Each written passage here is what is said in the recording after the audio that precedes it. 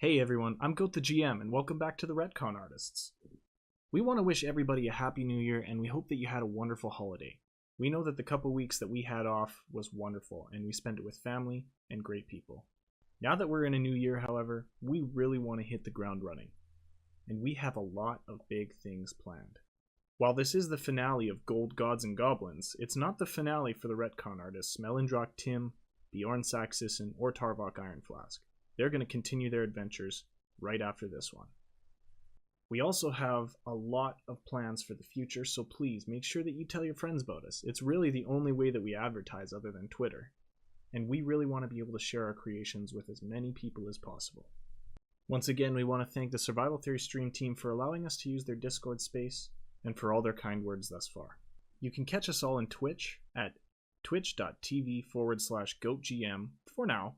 We are going to be updating and creating a channel for the Ret-Con-Artists stream though, so pay attention to that, keep your eyes on the Twitter when we give that official announcement. Also, if you still need to catch up on what happened with the Trixie Trio, make sure you check out both the YouTube and podcast links. They'll be in the description. I'm not going to say too much else because I do end up talking a little bit at the start of the podcast, but I will say this. Thank you for everything last month. We can't wait to see what we create with you guys this year. Welcome back and enjoy the finale of Gold, Gods, and Goblins.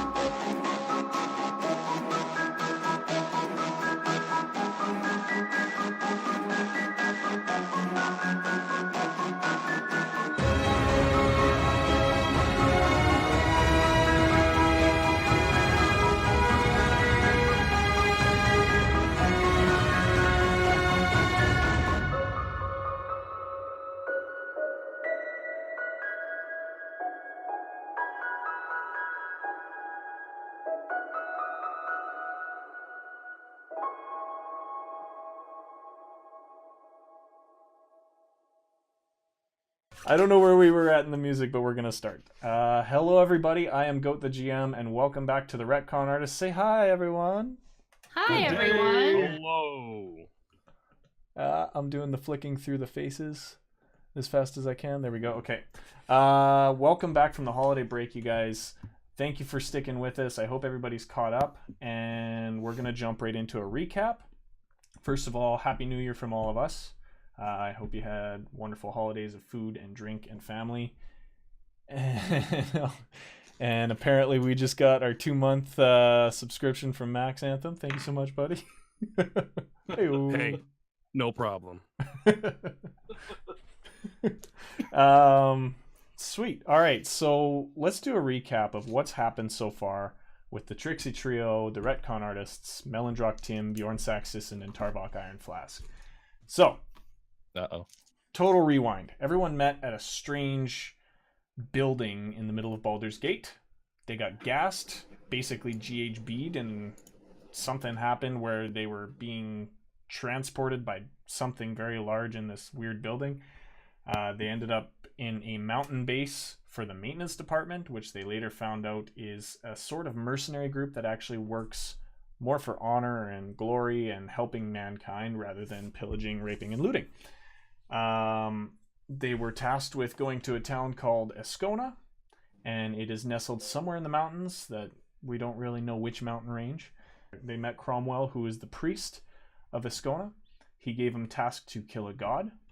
They found out that said god is actually a giant through a very roundabout way of meeting the mine owner and meeting some goblins and then meeting a strange shopkeeper or two. And long story short, they found out that the giant is actually lashing out because her child is being held hostage by somebody who seems to be connected with the Carlisle group or the priest. We're not totally sure about that. What else? Am I missing something, you guys? I don't think so. Aren't we going to some dude's house? You did go to some dude's house. You went to Carlisle Manor, the owner of the mine. A very nice, well-appointed manor. You guys saw kind of a couple of lounge areas in the windows as you walked into the main foyer. You were being led there, bound and gagged, or however you guys want to pretend that you're being bound. It wasn't really that way. They were just faking it. Yeah, I know. That's why I was doing the things, the parentheses. Air quotes. What? Oh, there we go. Sorry, I didn't hear those air quotes. So, yeah, you guys are pretending to be captured by his right-hand man, Granger, who is currently charmed. I'm going to say he's about 15 minutes into a charm spell. Remember, the total is an hour. What else did we have going on? We had Hank Mountain took off from the store to go find Mr. Carlisle at some point. We don't know where the hell he's been. We have a butler at the front door. And we have Carlisle walking in and saying, Mr. Carlisle is graced with the presence of Tim. And that's exactly where we left off. So, Granger makes this announcement to the butler. The butler snaps his feet together, straightens up, and walks through the front foyer, down the red carpeting, and then up the massive staircase that leads to the second level. He kind of rounds a bend. You can see that there's a bit of a balcony around the front foyer. He kind of rounds out to the right side, knocks on a door, walks in, and shuts it. And you guys are now standing in the front foyer of the Carlisle Manor. What you can see around you, and I should probably pull up my map here. Derp-a-derp-a-derp-a-der. There we go. What you can see immediately around you is 4 sets of double doors, 2 on your right, 2 on your left, separated by about, I'm going to say 15 feet, apparently leading into different rooms. You see the massive staircase directly in front of you, and a couple of like bush plants in pots on either corner of the back of the room. And you can kind of see that the staircase actually has a little bit of an alcove underneath it as well. Directly in front of you is another small bush plant in a pot, and it's kind of blocking you from the stairwell there, but you could easily just walk around it. There are very, very nice pickaxe-style torches sticking out of the wall all the way around. The room is very beautiful, actually. There's a big chandelier in the center of the main foyer there. Tons of crystals just bouncing light all over the place, and it feels like a really warm household. Does it echo? A little bit, yeah. Sweet. I'm gonna yell to make it echo. And what do you I'm gonna yell? scream echo, just to see if it echoes. And it doesn't like bounce back late. It's kind of one of those echoes where you just hear the reverb a bit, but I think at the same time it's still kind of amusing to you. I'm amused. All right. So Granger is actually standing there waiting with you, and he's kind of bouncing on his toes a little bit, and he still stinks to high hell, and he just looks terrible with his 3 teeth in his head, and he just keeps like glancing over at Tim, just kind of bouncing on his toes. And what's that? Tim's holding it together as best as he can. Granger Take just one for the team. he leans in real close to you, Tim, and he goes with his stinky breath, "How long are we pretending that you guys are captive?" As long as we need to, my dear boy. He just, "You're so fun." You hear a bit of a click from the door up to the right, and the butler is actually just closing the door again. He turns over the banister and looks down upon you and says, "Mr. Carlyle will see you now," with a big swooping bow. Yeah. That's how people bow. Yeah, basically. This guy's super over the top. Sweet, let's go then. Onward. And Tim says onward, and Granger goes, right. And he kind of like nudges you a little bit and says, "Let's go, you piece of filth." "I don't mean it." And he starts walking up the stairs. We are walking. All right, so you make your way to the top of the stairs, and you get to the door, and the butler's just standing there on with his door on the handle, and he opens it up, and Granger leads you in. And inside, you actually see an office very similarly appointed to the same one that Carlisle had in his shop, in his warehouse. There's actually a lot more in there, though. There's paintings on the wall of so many like portly, fat, apparently family members of Carlisle's. These people have not gone for want of food in a long time. And there's just painting after painting of everyone in the Carlisle family all along the walls. Plaques, thank you notes, and you name it, accolades of all sorts all along the walls, which is very strange for a small town such as this. But just a bunch of letters of thanks and award and recognition for being such a great contributor to different towns and investment projects, and you name it. And Carlisle is actually he's standing behind his desk, and he's flanked by two guards.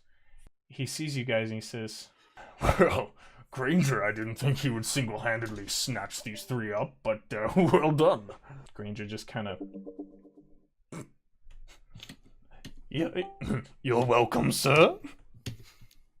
And he's trying to still look tough, and Carlisle seems a little bit intrigued as to how this has happened.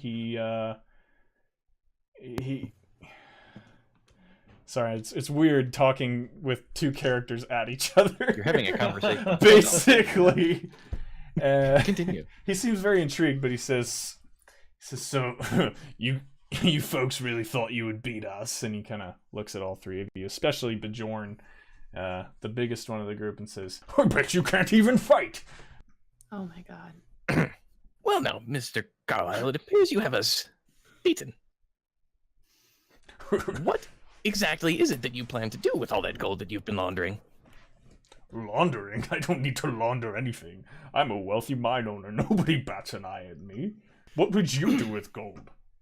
No, I could name a few things. Such as? Eventually. Buying a new suit, you filthy-looking heathen. Perhaps kidnapping a child. You don't need to worry about that. It's all been taken care of. Ah, okay. I want to deceive him. I want to lie. Okay. Oh boy. Do you want me to roll before I lie? That way my lies get affected by the roll. Yeah, if you want. I'm not going to tell you what the results are of your roll, though. But you can just kind of gauge from your number how you want it to play out. Well, yeah, that's what I mean. Yeah. All right, go ahead and roll. Please. Please. Please don't fuck this up. Please. Please. I make no promises. Please. Is it the first one of the night? It's a He 15. fucked it up. It's a 15. Okay, and what is your Plus lie? what, though? Oh, that's really good. Mr. Carlyle, you see, Granger here, he's been a good buddy of mine for quite some time. You don't know this. But he's already let me in on what you've done with the child.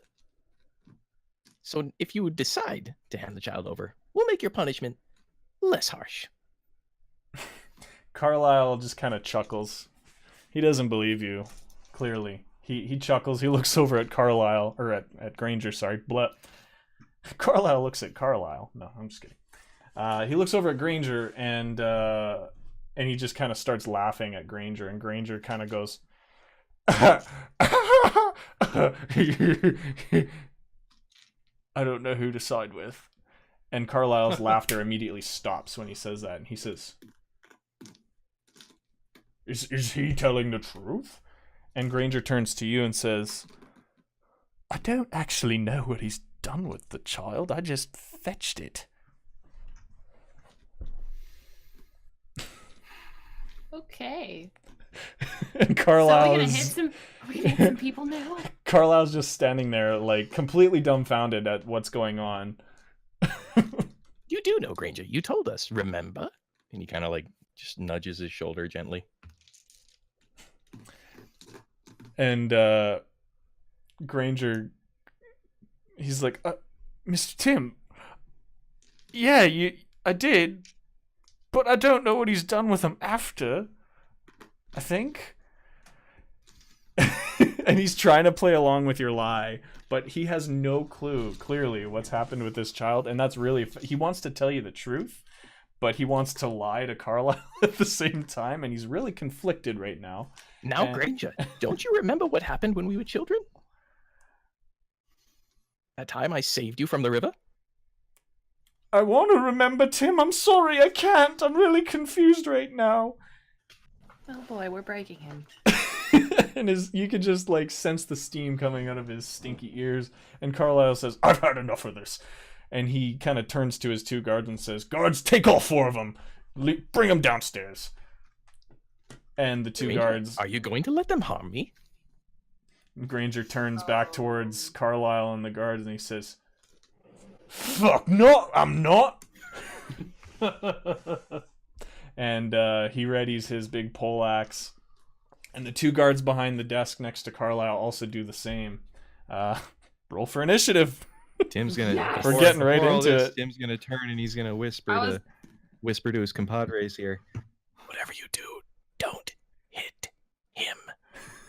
Wait, got a question. Answer. This is more of just like a rules question. Okay. If he gets hit at all, if being charmed, will he be broken, or does it have to be hit by us? If he takes any kind of physical contact, I believe from just the charmer, is that correct? I'm gonna ask Ikosa Hex that. I thought it was from Charmer and Party, unless I read that wrong. Oh, is it and Party? Hold on, I'm looking. We got Ikosa Hex looking at the same time. We'll see who gets there first. Probably Ikosa. Is it Charm Person? Charm Person, that yeah. you're talking about? Yeah.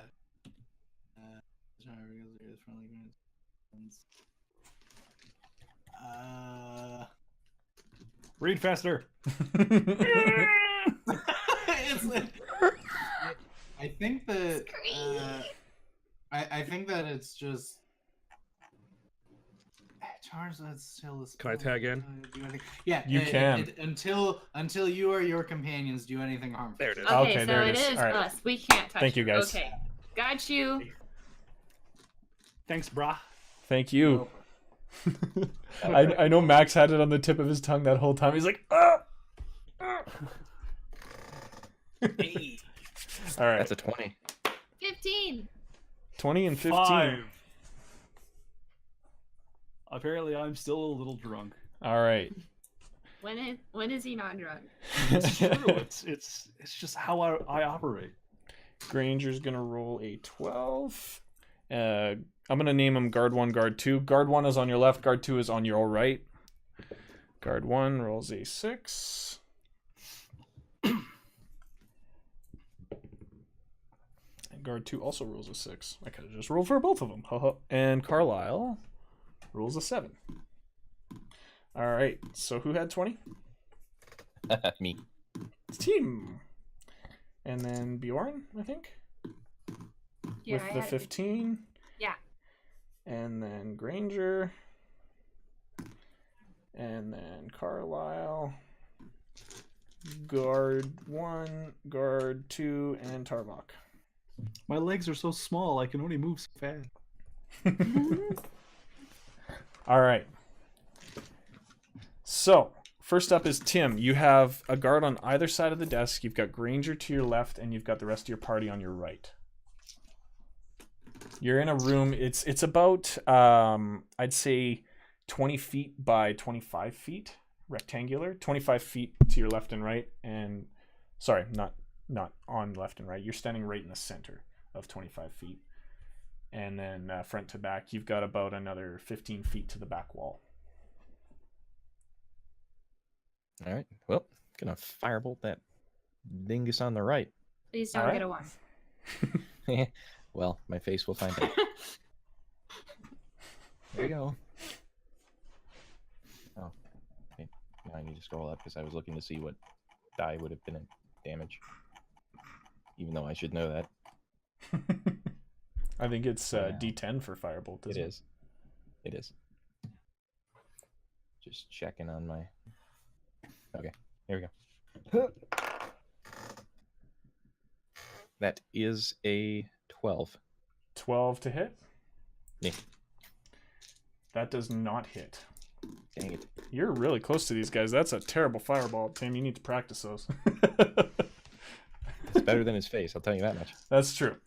All right, so Tim, you kind of throw your hand out rapidly. You're still pretending, and I think just the act of pretending that you're still bound kind of throws off your aim for a second, and you just kind of toss your hand out towards this guy, and you utter your ignite, and the firebolt just races right past his ear, and he kind of tilts his head to the side, sees it coming really quickly, looks at you and goes, "Shit!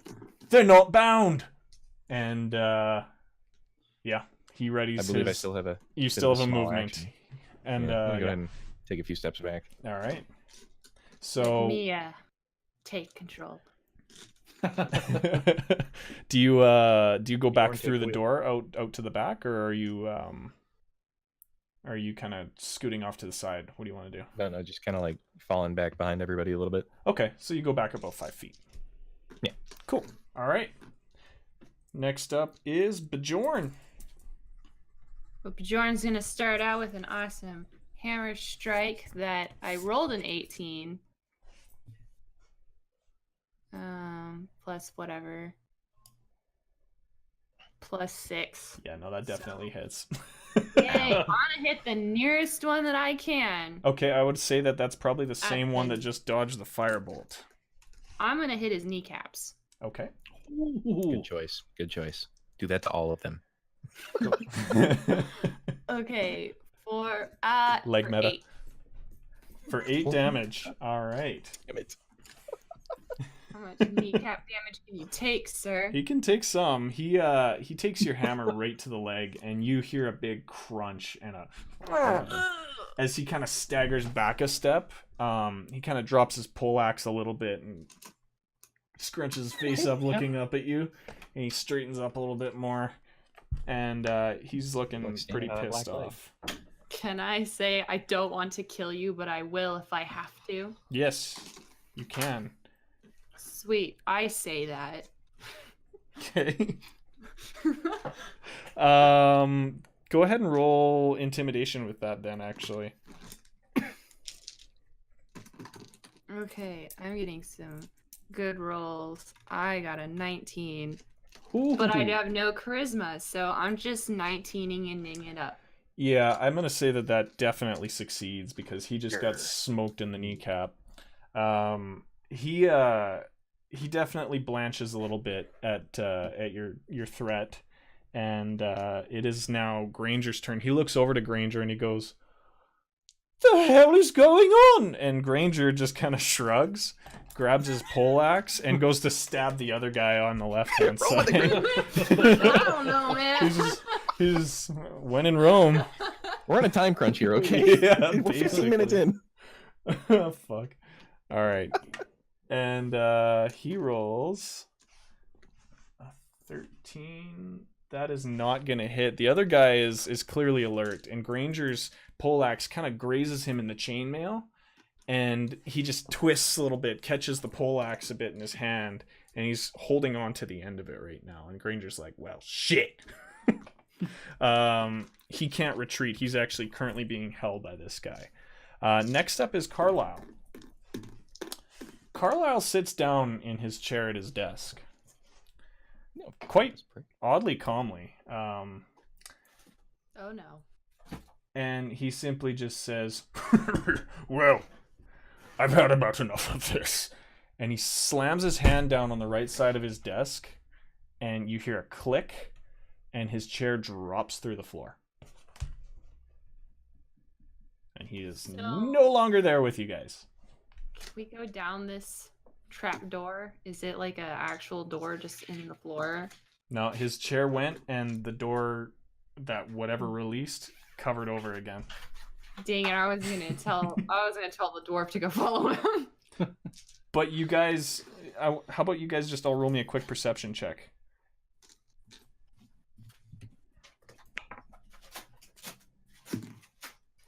Okay. Yeah, I got a 1. I got an. Are we fighting? I got an 18. What? I don't know what's wrong with my rolls today. They're too good. Today? We're gonna. They're gonna die. We're gonna die. All right, so your perception check gives you enough to notice that as Carlisle's chair dropped, you heard a very short drop happen, and you heard feet hitting the ground below and quick footsteps rushing away. Great. Next up, it is guard number 1's turn. He's Mr. Kneecap. He's gonna kind of hobble over towards you. He's very bit perturbed that his kneecap is all busted up, and he's gonna take a swing at I think Tarvok, because he's more scared of Bjorn right now. How right he is. I think that's understandable considering his situation. Yeah.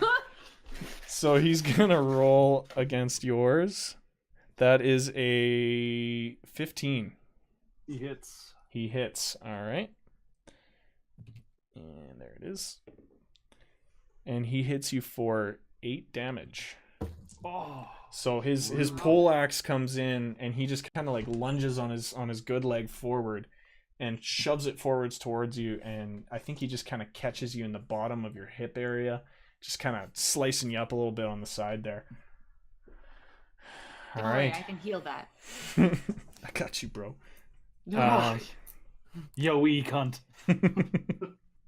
All right. Next up is guard number 2, who is holding on to Granger's spear, and he's gonna actually try and snap the head off of his spear because he's got it very firmly in his grasp. He's just gonna twist it up and see what happens. He's gonna roll strength against that, which is +1, and he actually succeeds. He snaps the head off of Granger's spear, and he just kind of backs up with it and smiles at Granger and goes, "Just like training days." Next up is Tarvok. Well, I'm aggravated that I'm now bleeding. I mean, blood is inside me to live. So, It's in you I'm to going to give. retaliate. Oh, it is So archery. I have a short sword. I'm just going to pull that out and strike downwards because he's still on his knee, right? He's kind of like hobbled down. He's more like favoring his leg, I would say. All right. Well, Like since when he's hobbled when down, Bjorn I mean, hit the leg, it kind of just pushed it back, and he just kind of All right. has been favoring it since. All right. Well, I'm going to arc swing down. So just up, down. Okay, Let's see if I can. roll Catch to him. hit, my dude. 16 or higher. Okay, just hold on. Let me see. There what goes my... the veil of the AC. All right. I got 16. Beautiful. Okay, it's 1d6 plus 3. Okay. So I hit him for 6. Well done. All right, you swing your sword down in that arc, and it actually buries itself kind of right in the shoulder, and it's actually kind of stuck in there pretty good. But it wouldn't take much strength to pull that out. Do you want to? Can I use my movement just to put my foot up on his chest if I can reach and just yank like backwards? Puts his foot where his forehead is. Yeah, I can let you have a bonus action to try that out. Give me a strength check. Let's say a 12 or higher to get that sword out. 15 plus 5. Yeah, that definitely. You yank out that sword and actually just hear like a as it peels away from his trapezius maximus or whatever it's called. I don't know muscles very well, but yeah, he's a hurting unit right now. He's in a lot of pain, and he kind of staggers when you pull your sword out of him. Next up is Tim, once again. So, I'm assuming the one that like snapped the. You said this is the one that snapped the spear of He's on the Ranger left took a side. step back, right? Yeah, he kind of took a couple steps back. He's about 5 feet. I'd say he's about 10 feet from you now. 5 feet from you. Right. I mean, that's still that puts Granger and friends out of line of sight in case I fireball myself. Yeah, so launch a go fireball at him. Okay. Go ahead and roll to hit. Working on it. Hey, that is an 18. That definitely Yeah. hits. All right, roll your damage. Where are you aiming? Center mass. Okay. If I can just find my 10 here. Pretty sure. There it is. Ooh. It's a 7 plus 3. Well done. All right. Very nice. Nice. Sorry, I'm tracking hit points here while we go. Sorry, I gotta do math in my head. Oh, that's 10 points total. I'm stupid. All right. Sweet.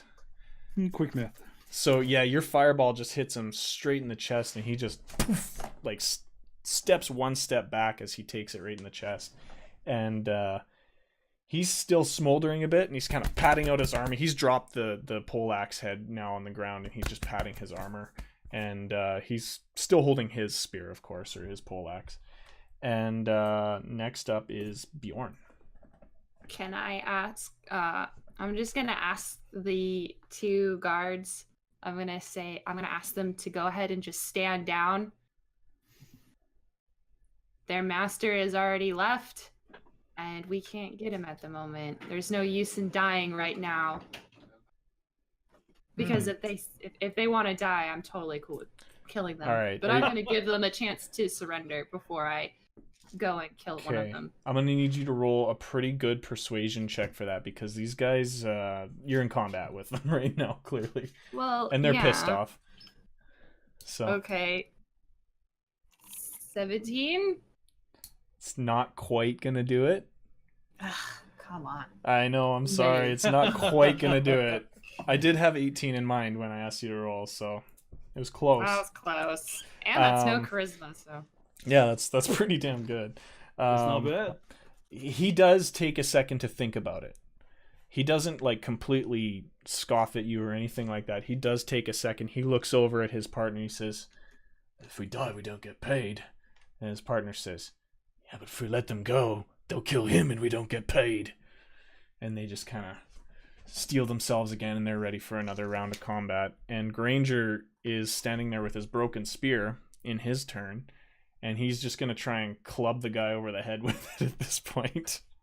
I dropped my dice. Yes, I have plates on the ground next to me. Shut up. I reheated pizza.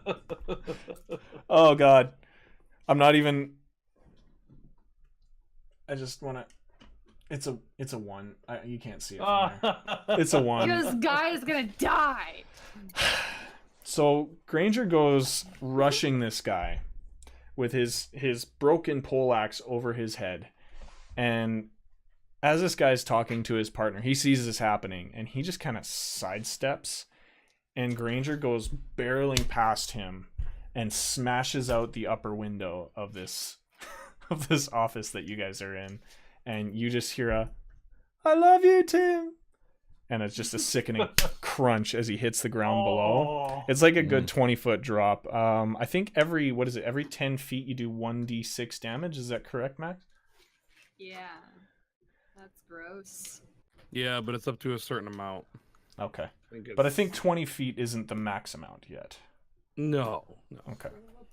All right, so he's going to take a couple of d6 damage. That's 1 6 and a 4. So he takes 10 damage. He's pretty messed up down there.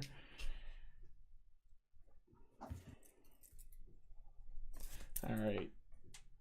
And then, so after you hear, "I love you, Tim," and this crunch, you hear, "I'm okay. I think I lost another tooth, but I'm okay. My leg's a little messed up. Tim, can you help me? Please?" In a moment, friend. He just like kinda, like, continues rambling. Gently yelling. In a moment, friend. All right. You're my best friend. All right, so Granger's out of commission and out of the fight for now. Carlisle is since gone. And guard 1 with the messed up leg and the messed up shoulder now. He's going to try and just kind of one-handed swing his axe again at Tarvok. His pole axe, I should say, sorry. Ooh. Which, as close as they are, is that axe head gonna be like... What'd you roll? He rolled a 22 total. It was a 19. It wasn't a nat. Oh, that would have been bad. Yep. Yep. Don't worry. I can fix this. All right, let me roll some damage here. I really don't want to kill a party member again. Out of simulation. He hits for 5 damage. Well, that's not too bad. Okay. All right. Could be worse. Tim would be dead. Yes, Tim would be dead. Glass cannon style. All right, guard 2 kind of chuckles at the sight of Granger falling out the window. He always was an idiot. And he turns back to Tim and he's like, I don't like fire. I want you dead now. And he kind of rushes towards you with his pole axe at the ready, and he tries shoving it towards you. What's your AC again? I think 12. That sounds correct. Where's my mouse? He rolls a Yes. 7. Good burp. Bryce, everyone can hear that. You're getting commented. Like it's brilliant. So a 7 is what he rolled, and he's not going to hit. He actually he whiffs on his attack, kind of stops right in front of you. 20 d6 is the max damage you can take. Oh shit, that is a fun fact. Thank you. So yeah, he completely whiffs on his attack, and he's just gonna move off to your left, so on his right side of the room, and he's just kind of backed off to the right wall there. His right. Next up is Tarvok. How you feeling there, little man? On a scale from 1 to 26. I missed half of that. On a scale of what? On a scale from 1 to 26, Yeah. I'm a 13. Oh, that's pretty Ouch. good. That's not bad. You're feeling I'm 50-50. pissed. So, I'm visibly angry. Mm-hmm. I don't like being stabbed twice in one day, let alone by the same handle guy. once. Right? Once it's okay. You're like, I can put a Shame on little me. bit of dirt in that, and it'll heal up just fine. So I'm furious. I'm just going to. What? I've got a spell slot left. I probably want to save it. Can we describe it as potentially like adorably furious, or?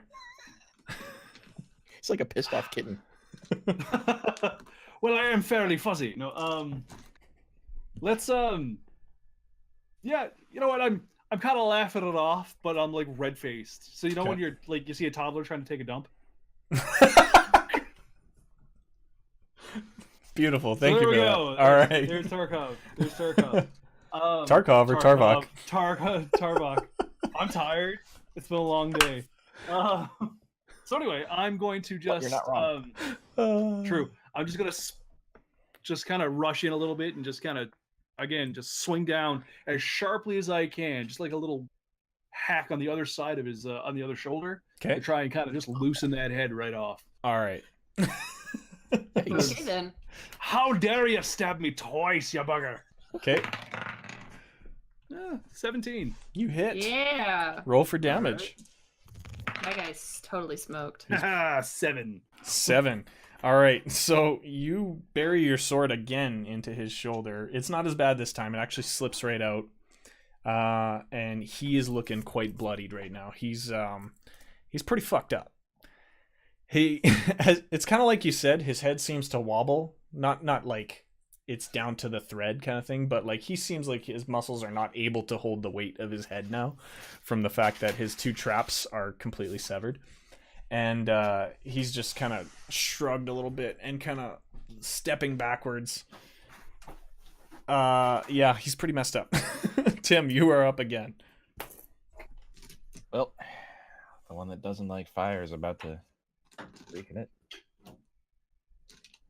As soon as I can roll the dice, please. Can Kitty cat? you? There's the tail.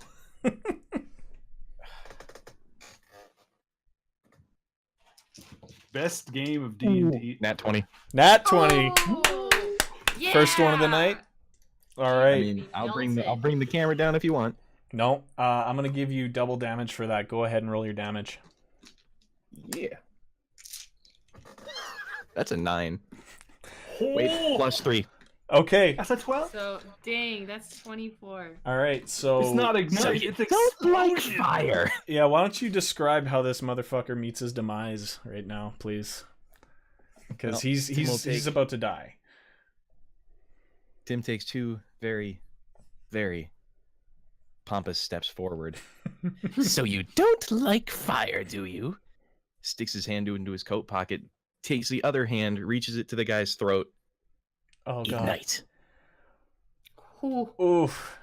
So I imagine that as your hand is wrapped around his throat, there's just this explosion between your hand and his neck, and you just see flames come out of Tim's fingers at all different angles, and then all of a sudden they bore through the back of this guy's neck, and his head just falls off, still smoldering from the stump, and his body crumples to the ground when Tim lets it go. Guard number 1 is dead. Is that no way intimidating to guard number 2? Is that what, sorry? Is that no way intimidating to guard number 2? It's pretty fucking intimidating. If I can intimidate him, Um, I don't think I have any much action. you don't, but Yeah. I'll say that it's definitely rattled him a little bit, but it's still not, like, these are trained soldiers. He's still in combat mode. He's in fight or flight, and he's clearly in the fight side of fight or flight. Yeah, so he's still very much in this headspace of killing you guys. But really nice kill. It intimidated me, actually, to Right. describe it. All right, Bjorn, you're up. Hello, I'm going to go hit a guy with my hammer now. Yay! 7 plus 6, 13. So, right? That's how, yeah. So, probably not. You don't. You actually, I Can don't I know. just whiff it right by his head? Yeah. Like, pretend that I didn't mean to fuck up, but this is too intimidating. Just like when This was you planned. got the flaming torch trying to keep the tigers at bay or something. Just, And they're just like, go away. Fuck off. You missed it, but I hit that fly over there. Yeah. Yeah, no, your swing and a miss is very palpable. I'll say that much. He doesn't seem too phased. He isn't up next quite yet. Actually, sorry, I'm trying to keep track of the people who are in and out of this fight. You hear Granger again. You hear out the window. You hear this very faint, Tim. I can't really walk very well. Can you come get me now? We'll be down soon. He says, all right, I'm going to try and walk to the front of the building. You hear a... No, don't do that. You hear a... Ah! It didn't work, Tim. All right. So guard number 2 is now up, and he's going to take this chance where you are actually just swinging your axe, and he's going to charge you now. As best as he can with a busted up knee. Who? Guard number 2. Bjorn, sorry. Well, Oh. you swing your hammer. Sorry, is what I meant to say. He's gonna. Who has an axe? Yeah. I have a hammer. I'm out of practice. Okay, it's been a couple weeks. All right. So, what is your AC? He rolled a 15. I have an 18. Oh, right. Beastly. Okay, so he swings his pole axe kind of in a quick one-handed arc. He just kind of throws his body weight behind it, and it doesn't really do much. It hits you, but it doesn't do any real damage even to your armor. It just kind of like flops against the side of you. And then he's even having trouble holding on to this thing now. He's so messed up. Tarvok, you are up. All right, since he's barely got anything in him, I'm just gonna hit him with the butt of the sword, like just with the hilt. Just You're gonna basically handle. pistol whip him I'm gonna pistol whip him. with a sword. Why not? All right. I rolled a 13 plus Oh, it's 5, right? So I rolled an 18. Yeah, you definitely hit. I'm gonna say that it's bludgeoning. You'll probably just roll a 1d4 plus proficiency, I believe. Sure. We'll just do it that way for now. If that's the case, it's plus proficiency, Mhm. so it'll be 6. 6. You conk him in the side of the head after he just swang at your buddy Bjorn, and he just like, that was it. That was the last bit for him. He just crumples to the ground and he's barely breathing. He's not even that alive at all, actually. He's pretty messed up and bleeding from both neck angles and a messed up leg. And yeah, if you ever saw anyone in a coma, this would be it. And that's what you get, you bugger. All right. So You are out of combat. Congratulations, you guys. I'm gonna go ahead and heal my buddy because he got poked twice. Okay. Twice! We also need to go get the doofus outside. You can do that. I'm gonna help You hear this guy. Tim. Tim will just Tim. poke his head out the window. You okay, Doc? And you see him just kind of like sitting against the wall looking up, and he just instantly brightens up when he sees you. He says, "Toss me a rope, Tim. Carry me to safety." I'm gonna heal Tarbok from mine. Ooh, thank Okay. you. You're welcome. How many healing? You used 2, I think, last time on Tim, because we're still in the same day here, right? You guys haven't had a rest yet. I've only used 1, right? Did you? Yeah. For your healing? I did a lot of spare the dying, but I only healed Tim once. Right, unless but he I got think you rolled twice and it brought him up to his full health, Mm-mm. wasn't it? Or was it just the one No, time? I get 2 d8s for it. Okay. All right. Cool. Nice. So you used one of the 2 before. Is that what we're saying? No, it's 2 d8 to heal, but I have 3 spell slots. Oh, so I know what I'm confusing with. I'm sorry. I'm confusing it with Tim's hit die that he used. Never mind. Disregard. DM is falling asleep at the wheel. Okay. Go ahead. Okay, well, there you go. Boom, you're healed. Chapow. By Chappelle. power 4. I'm going to Thank go ya. Chappelle's a weird catalyst heal a wound, but I'll take it. I'm not so bloody anymore. That's nice. I owe you a drink. I'm gonna take his hands and I'm gonna put the war paint on his hands, the blue streaks on the hands. Okay. Don't get hit next time. All right. We Don't really understand, but I'll let it dry as best I can. And we're gonna pan back over to Tim. What are you doing to help Granger out down there? Tim's just gonna like tear down the curtains that he can see and lower them because he remembered that there are butlers and other people outside. Okay. Yeah, so you kind of slowly lower these curtains. You know what? These curtains, this is quite a nice manor, and they're on a really nice rod. It's going to take a bit of a strength check to rip those down. Lovely. So you go ahead and rip those down if you want. I can help if you need me to. Jeez. Well, let's see if I can actually even do it.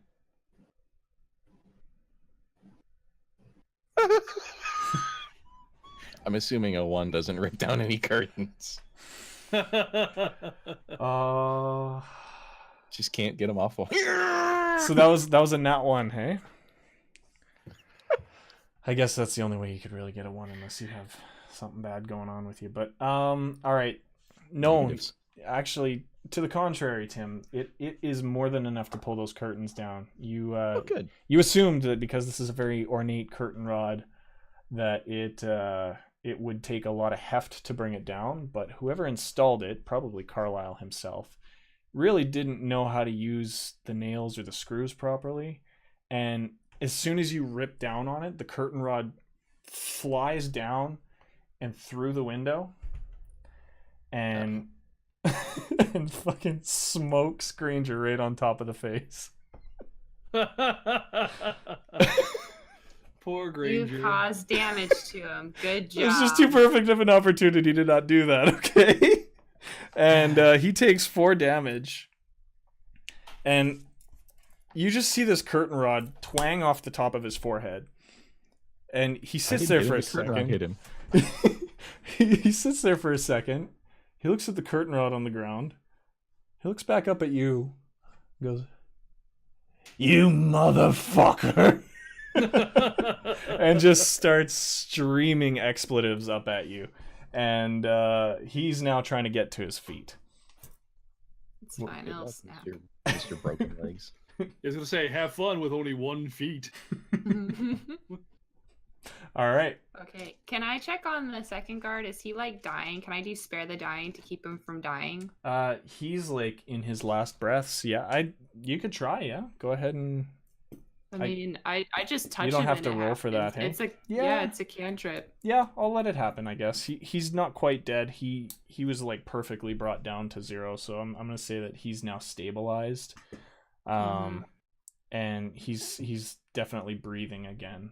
And you see the wounds on his shoulders kind of seal up over top of themselves, and he's looking terrible but content. Well, I'll also put the blue war paint on his hands as well. Okay. You fought valiantly. I'm proud. And you just kind of see the corner of his mouth go up just a little bit. Just a little bit. All right. Okay, so we need to figure out how to open down the trap door. Open up the trap door. Before this, how much is it going to take to hit a non-moving target with a firebolt? Down below? Mm-hmm. Oh, goodness. Well, he's a good 20 feet down, so it's going to be... I'd say an attack of 16. We'll say 15. It's less than his AC. We'll say 1 less than his AC. Fuck it, it's worth a shot. Yeah. I mean, it is a cantrip. Let's see here. Yeah, I don't like Granger, so he can just die, though. I'm not going down there to spare his life. Witnesses, you know. Yeah, okay. Sure. That's an 18. That's an 18. Yeah. All right, roll me some damage. 15 plus 3. Hold on, gotta select different dice. I was like, that's not your damage, what? Oh no. Ugh, that's a 9. That's a 9? All right, your fireball, as he's kind of rolling away into the bushes. It's been fun, old chat. Yeah. And he's still swearing up at you, and your fireball comes down and just grazes the top of his head and lights what's left of his hair on fire. His helmet's fallen off a long time ago, and his hair is just smoldering and gone, and he just kind of combat rolls away from the window area, and you see him just kind of tuck into a bush off to the side, and you can't quite see him anymore at this point. It was imagine the scene in Home Alone where his head catches on fire. And But I mean, if it hit like that, is that really a graze? well, it's not enough to kill him. That's what I'm saying. He wasn't quite I was at that trying point. to kill him. I know you were, and you didn't do enough damage to kill him. Dang it. So, but it was a good try. All right. So you guys have 1 dead guard, 1 stabilized guard, a missing Granger outside in a bush, being a bush Wookiee, and a Carlisle who has taken off with the pitter-patter of little fat feet, and a butler, God knows where. And yeah. I think it's time to search the desk for... Well, Number I one, think that first button. we should barricade the door in case the butler's a fucking ninja. And it's like, yo, man, you fucked with the wrong butler. and So he before we kills us." barricade the door, maybe we should look outside, because I mean, we heard the drop. It wasn't very far, so we looked Yeah. and we see Carlisle and his fat little legs carrying very slowly. We might catch him. Okay. Right, so I'm going to look outside the door. I'm going to barricade after he's done Yeah, I looking. was going to say, wait until I get back inside. We'll... Done. Rude. Did you want a perception check? I Yeah, guess? roll me a perception, investigation actually, because you're looking for a specific thing here. I'll be right above him, just looking over Oh, his God. head as well. 14. 14. Okay. you open up the door. It actually swings outward, and you look down towards the front landing where you guys first came in, and you see that the double doors that you walked in are open. They're just kind of like haphazardly askew, like someone just rushed through them and didn't bother closing them. So I think he's gone. Roll me a perception check now, please, Tarvok. 5. You're so I'm also looking. So if it's I'm not like investigating. I'm just looking out. So can I also perceive what might be happening? You can see over top of them. You can see the doors. But that's about it. Like you're kind of angled looking at the doors. Yeah, that's about yeah. right. No, you're seeing the same thing. Okay. But Tarvok just rolled a 5 on a perception check, and with that, you hear a like a high pitched battle. Basically, a high pitched battle cry, and from above you, the butler comes landing down on top of your head, ninja style. You said it, I went with it. I knew he was going to attack you guys. I just didn't know how yet. And you said ninja, and it was just too perfect. He comes landing down on top of you, Tarvok, with like a blackjack in his hand, and he's going to smoke you on the back of the head. What's your AC again? 14. Okay, so because he had surprise, he gets advantage, but it was a 1 and a 2. Nice. So he rolled a 2. I want the 1. I have to take the 2, but so he comes dropping down, and in his old age, Mr. Alfred, or whatever his name might be, ninja style, he comes whiffing down with his blackjack, hits the ground, and scurries back towards the banister, and he's like tossing his blackjack back and forth in his hand. You want to fight? Yeah, basically. Laugh at him like just really loud to like shake him up Demoralize because him. he's ridiculous. Sure, I mean your intimidation hasn't completely worked yet, but you never know. 16. 16. Can I intimidate him with a 16? I don't think so. My laugh is just like, ah! He was waiting to try and kill you, fool, so I don't think that's going to be enough to actually intimidate him sufficiently. He kind of goes, ah, and he's ready for the fight, and ninja style, he keeps tossing it back and forth. And you see him How do tall like... is this man? He's like 5'7". He's not very big. He's just this tiny little butler dude, and he's got like super long coattails and stuff, like as butlers do, and his white gloves on, and he looks to be maybe in like his late 50s. Can I pull Are we in Tarvok in combat? and close the door? You technically are now in combat after that surprise encounter, so I'm going to get you guys to go ahead and roll initiative. I wanted to just pull him in and close the door. I got 17 that time. I got a 20. Okay. Okay. So I got want a to 2. be I'm going first. last. That's a 4, actually. All right, so it goes Bjorn, 21. Tarvok, Butler, or sorry, Bjorn, yeah, Tarvok, Butler, and Tim. It's because Tim's looking out the window. He's so far away. He's got no clue what's going on. Yeah. So Can I you, just pull Tarvok in and close the door? yep. No more combat. He's not very big, so roll me a 12 or higher stealth or strength check just to yank him back in. Rolls a 20, throws him across the room. I actually roll a 9 plus 4. Oh, so just 13. barely. Okay. Yeah, you yank Tarvok back into the room. Very and gently. just like grab the door as you're doing it at the same time and just yoink, bring them both in and close it. You're kind of technically out of combat, I guess now. How does that work, you guys? My ambassadors, who wants that one? I guess I would be out of combat now. I just have to fight. I mean, I'm gonna try and keep the door closed. So if he tries to fight against the door, I can keep it closed. So I guess that could be a strength check on his part. But if the order's right, Tarvok could like stick something in the handle. Like a pole axe. Yeah. What did you ask again? So Sorry. if they put a barrier now in front of their one and only enemy, I'm gonna bring Max up. Would that cancel out combat, or should we try and roll through the turns still here? What would you say? All objects have an AC as well as a hit point total. Yeah. So it'd be up to you as far as whether he attacks the door, waits outside the door for infinite amount of turns, or any other thing. But technically, I mean, they could still be in combat. Turn-based It's up to searching. you how you want to handle that. I think I know how I want to handle it. All right, guys, what do you want to do? What do you want to do next? You now are just standing in this room. You hear a outside the door. Someone please get something to barricade the door. It's my go, right? Yeah, I'm gonna say that right now we're not in turn based. I'm just Okay, gonna say that. He's just outside So, making Bruce Lee noises. Bjorn, can you just hold the handle?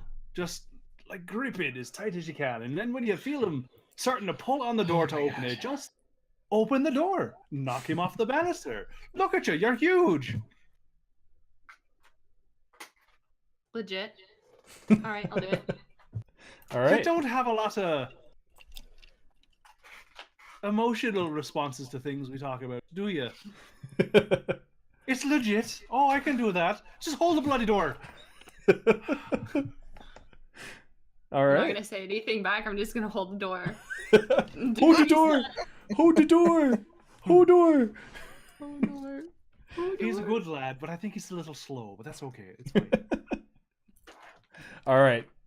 So, Tarvok, was that your turn? I take it then, or Yeah. I guess yeah. We're kind Screaming of loosey goosey instructions here. at Bjorn. So I want so Bjorn's at the door, closest to the door. Can you roll me a perception check, please? Okay. What is my friggin' perception? It is. Plus 5. Holy shit. 17.5. All right. Yeah, no, you very Can I perceive the fuck out of that? you very easily hear a tick tick tick tick tick tick, and like very rapid footsteps sprinting Oh, away God. Naruto style from what the sounds of it as well as your perception check is. You can even tell that he had his hands back behind him in a full Naruto run. Yes. And you Guys, just hear I think tick, tick, tick, anime exists now. And It's then you hear nothing, but in the no. distance you hear like a and that's it. So he left. Fucking runs away. Guys, I think he left. Let's leave. Okay. Can Yeah. I Shouldn't we figure out slowly how to open the door just a little bit, just to Yeah. peek out to Yeah. see if he's out there? Yeah, you can. So you crack the door open, you push it out a little bit, and you just kind of look. incoming shuriken? You can see like towards the back of the main foyer I want area. to make 'cause- sure I'm looking up too, because no one ever fucking looks out. So yeah, you don't see anything up. You see like you don't know how he was up there. It's just the corner of a ceiling and a wall. He must have just been like somehow splayed up Spidering there, it. and and you can see. So as you peek out the door and off to the right towards the other back rooms on this upper banister level, or sorry, balcony level, you just see nothing but like the walls and the paintings and everything nice in this manner, and it's eerily quiet now. Guys, let's make a run for it. There's a desk over here that has a little button. But he left. Naruto style.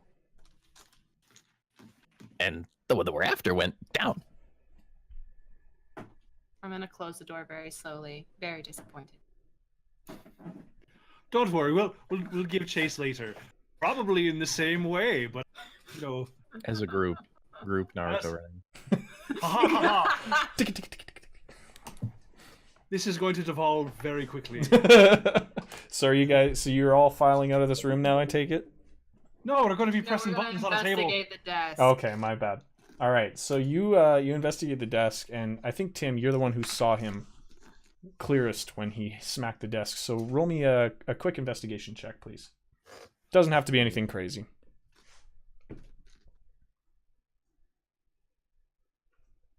That's a 14. Oh yeah, more than enough.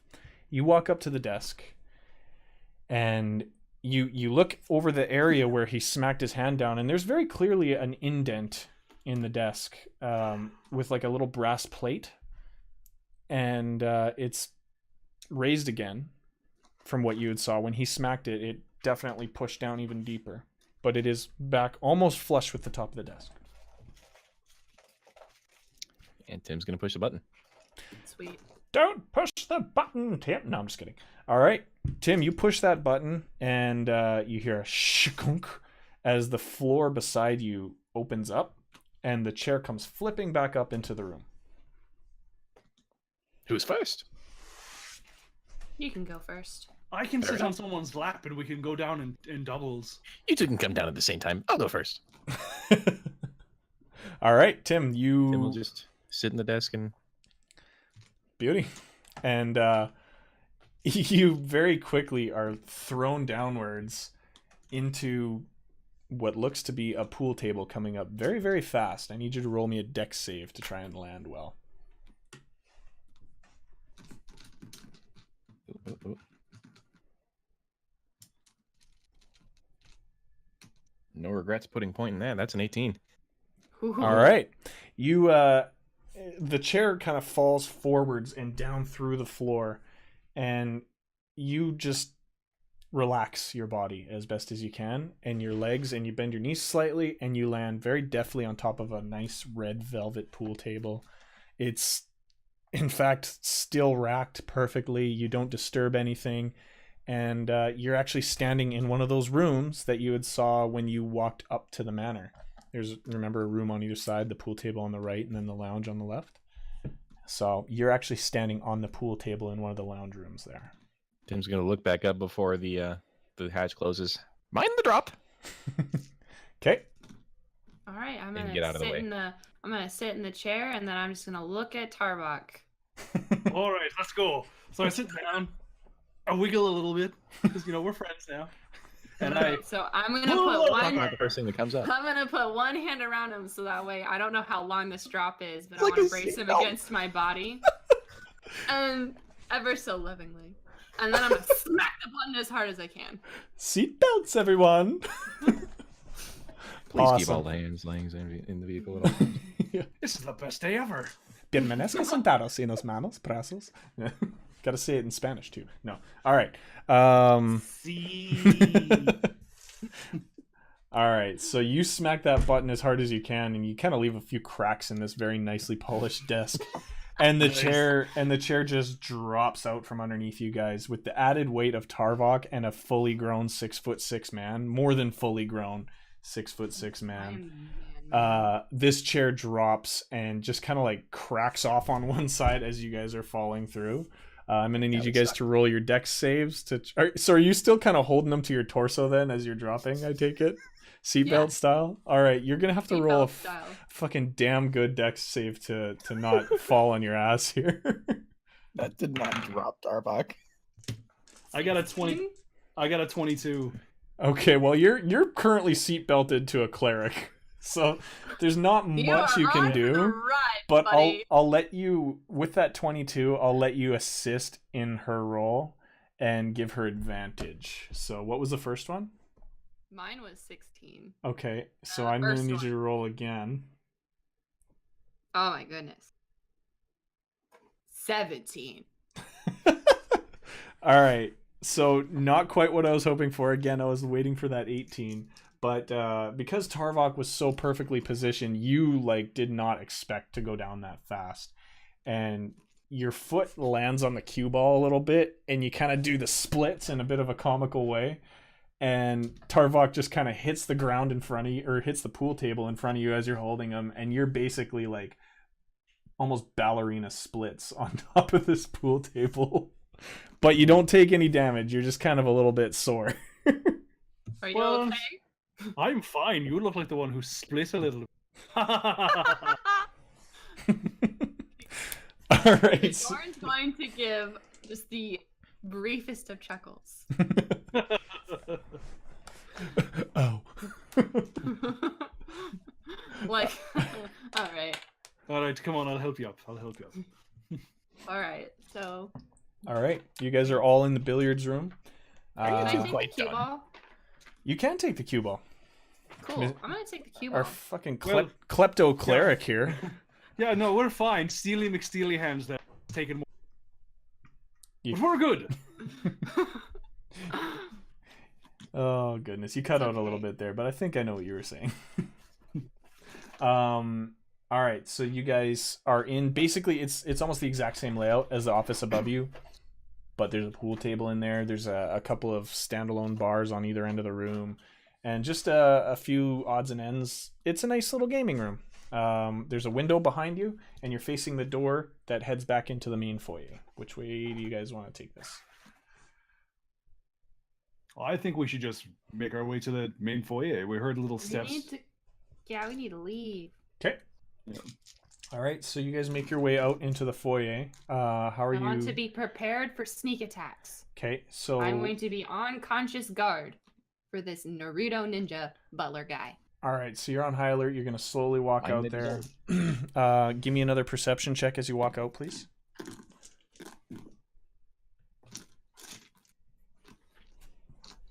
18 plus 5. Wow. Okay. 23. So you don't see anything. It seems safe, but in the distance you do hear another. I think. Paul, he's can you not do the here. noise? There it is. Thank you. That was really loud. Yeah. All right. Headphone users be warned. Yeah. ASMR, Tarvok style. Oh, I did it too. Damn it. No. Oh goodness. Oh my god. Oh, my lungs and vocal cords. All right. So yeah, you do hear another one of those in the distance. I'm never gonna ask for that again. I'm not gonna lie. But Yes, he is. the Make it foyer. into a soundbite and then just every time. I totally It'll be could like the actually. screaming goats. The foyer is clear. All right, so you go out into the foyer and out the front doors, and at this moment I want to take about a 8 or 9 minute break just so we can all go get some water. We're gonna pick up right where we left off when we come back, so we'll see you guys in about 8 or 9 minutes. Talk soon.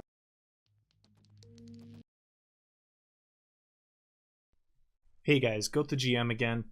I'm not going to talk too much during this break, and the break's definitely not going to be 10 minutes. In fact, we're just going to jump right back into it.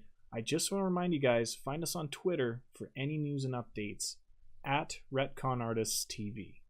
Thanks again for listening. I'm going to get right back into the episode. Let's do this.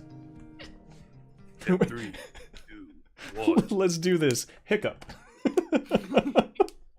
All right. Welcome back, everybody. Thank you for hanging in there during the break. I am Goat the GM. We are the Ret-Con-Artists. We've got Ruthie the Untold sitcom. Wow, I started that really fast. We've got I was Galabad. mute that entire time. Were you talking to I was us? saying stuff. Oh, thank God. So Paul was talking to us apparently during the whole break, and we couldn't hear him. And Paul is also known as Straxus, if you ever see him on the Twitches. We also have Max Anthem on Twitch with us here, and we also have Icosa Hex with Twitch. There's a wave and a point, and there's Icosa Hex. Do the wiggle. Oh, yeah. All right, so thank you guys for sticking in there. Right before we get back into the game, I just want to say, if you guys want to take part, send us some artwork or anything like that, or give us ideas on what to do for the next story arc, please feel free to hit us up on Twitter at Ret-Con-Artists TV. We're always open to ideas. We're always open to you guys getting involved. You can actually tweet out, if you follow the channel, sub the channel, and then tweet out with the hashtag Ret-Con-Artists, talking about the show in any way. We will put you in the game as an NPC at some point down the road. So please feel free to do that. Also, we got big plans coming in. We're going to find more ways to get Icosa Hex and Max Anthem in here with us, because I hate keeping them in the back lines. So we're gonna work our show a little bit. We're gonna kind of hit the drawing board, figure some stuff out, and at the end of this story arc, it's not over. We're gonna continue the adventure of this crew, because this is literally just their first mission. But at the end of this story arc, they're gonna probably figure out what to do next. That's basically all I'm going to say there. that being said, like I said, go to the Twitter, check us out there, follow us, use that hashtag as much as you want, and we'd love to have you on board. So let's get back into it. You guys step outside of Carlisle Manor onto the front steps, the front what's the word I'm looking for? What's a fancy front step called again? Anyone? Porch? Porch? Fancy front step. Rotunda? Is that what I'm looking for? I think I'm looking for rotunda. Porch. I'm calling it a rotunda. Called it Or a a okay, you guys walk out onto the fucking porch. All right. That's right. This is a lovely porch. Ding ding ding ding ding ding ding. So, and no, there's no one sitting there playing banjo. Hank Mountain ran away a long time ago. So I found Mr. Carlisle in the river. you step out onto the front porch, and there's a few torches. It's now the sun's dipping down behind the mountains. It's getting fairly dark. I would say it's dusky right now, even. And you all see the trail that led you to this manor, and the stone-cut stairs in the side of the hill that lead back towards the warehouse in the town, effectively. How do you want to take this? I mean, there's some woods off to your left and right, a little bit of a clearing for a yard, a few topiaries here and there, carved in the shape of Carlisle himself for some reason. He's a very vain man. They're very big topiaries, I should say. They're very round if it's carved in the shape of... spend some time making the porch a rotunda. All right, so the rotunda that you've now figured out is actually what you are standing. No, I'm just kidding. But yeah, so you've got the yard, the woods, the trail, the steps. All right, so I want to grab one of those torches that are lighting up our porch, and you take a porch torch. I do see a porch check torch. On the giant to make sure that Carlisle doesn't try to hurt her, or should we try to find the child? Well, I want to see if there's any, if we can see his footprints in the ground anywhere. If we can see something, because I would imagine the butler's very light on his ninja feet, so he wouldn't leave too much of a marking. But Carlisle's a large man. We might be able to find a path and follow him. There's also the priest we need to check on. Yes, you've got a point. All right, hold on. You got a point. So what do you want to do then? Do you want to just make our way back to town, find the priest, and do what priests don't like? Kill He him? doesn't seem like much of a priest to me, but I digress. Let's try to find Carlisle first, since he's the closest thing. He may have run to the child to try and move the child. Bjarne's got a point. So I guess Well, look for fat feet. Yeah, we're gonna look for fat feet. Okay. Fat feet looking. All right, Tarvok, with your tracking skill, please go ahead and roll me. What check is that again?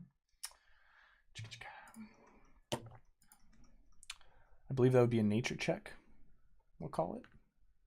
All right, just a moment there, if you'd be so kind. Ah, nat 20. Okay. Yes, you perceived the heck out of this guy. So at the bottom of the porch tunda, you see some very heavy footsteps that definitely are from a hefty fellow. And they're actually heading very rapidly towards those stairs.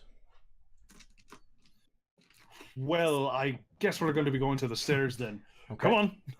I'm gonna follow behind Tarvok as he keeps his nose to the ground. As you guys are walking towards the stairs, you hear a shuffling behind you to your left.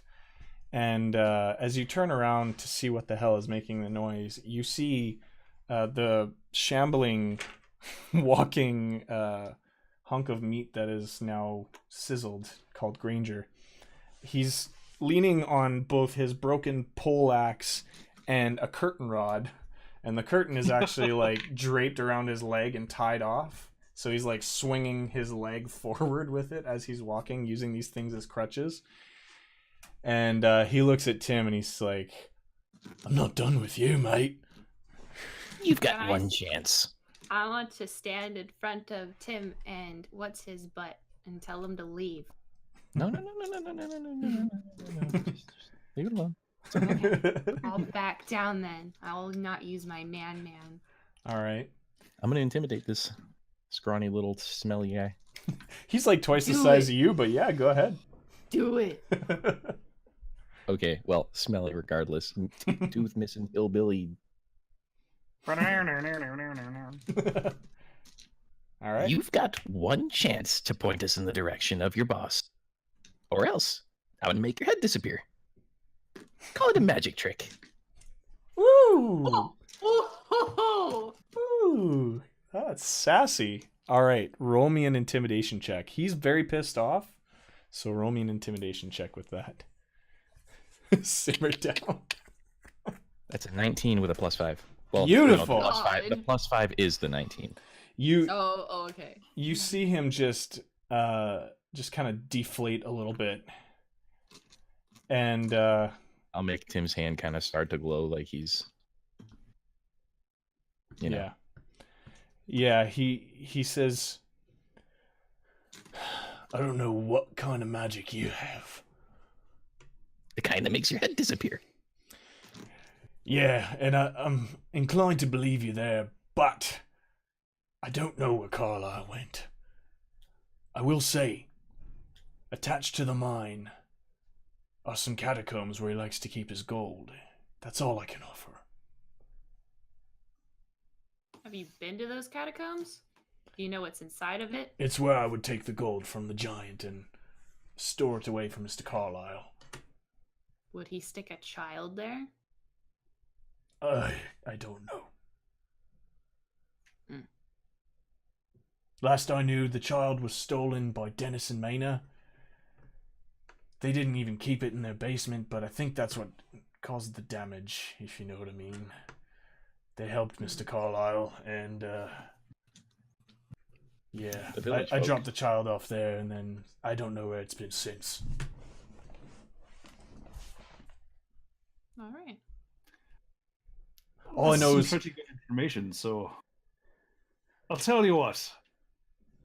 We're going to let the giant know that you're quite sorry, and should our miraculous magic friend Tim isn't available to take you clean off, she might be if you stray back on this kind of negative path.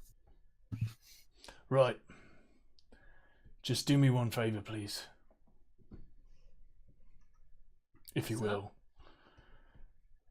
And that would be I've known Dennis and Maynard my whole life. I've known him since I've worked for Mr. Carlisle, and they've known him their whole life. Bless their souls. Please, just find a safe home for the children. Children? There's multiple children? Did you not realize that the two small bodies at the burned farm weren't children? They were goblins that I dumped? Yeah, you have goblin children? Too? No. I'm so confused. The big one's not very smart, Tim. I'm not gonna lie. Did you see... We keep him around for his strength. Did you happen to see that the Orions were a family of 4? we did take notice of that. If we find the children, we'll put them somewhere safe. Thank you. And he just kind of like hobbles back towards the bush he was hiding in, and you hear a as the bushes kind of crumple in, and he just kind of goes, "Oh fuck!" All right, let's, You know, I all right. still wanted to take his head off. it's all dealt with now, Tim. Don't worry about it. Maybe Let's- give him a breath mint. He Conjure needs an one. entire mint bush. Let's just get going. I'm gonna retcon that. He actually is in a mint bush right now. Retcon number 1 of the night, and he is picking at the leaves. And he goes, these are actually pretty good. Keep at it. Don't stop until it's all done. Eat the next one too.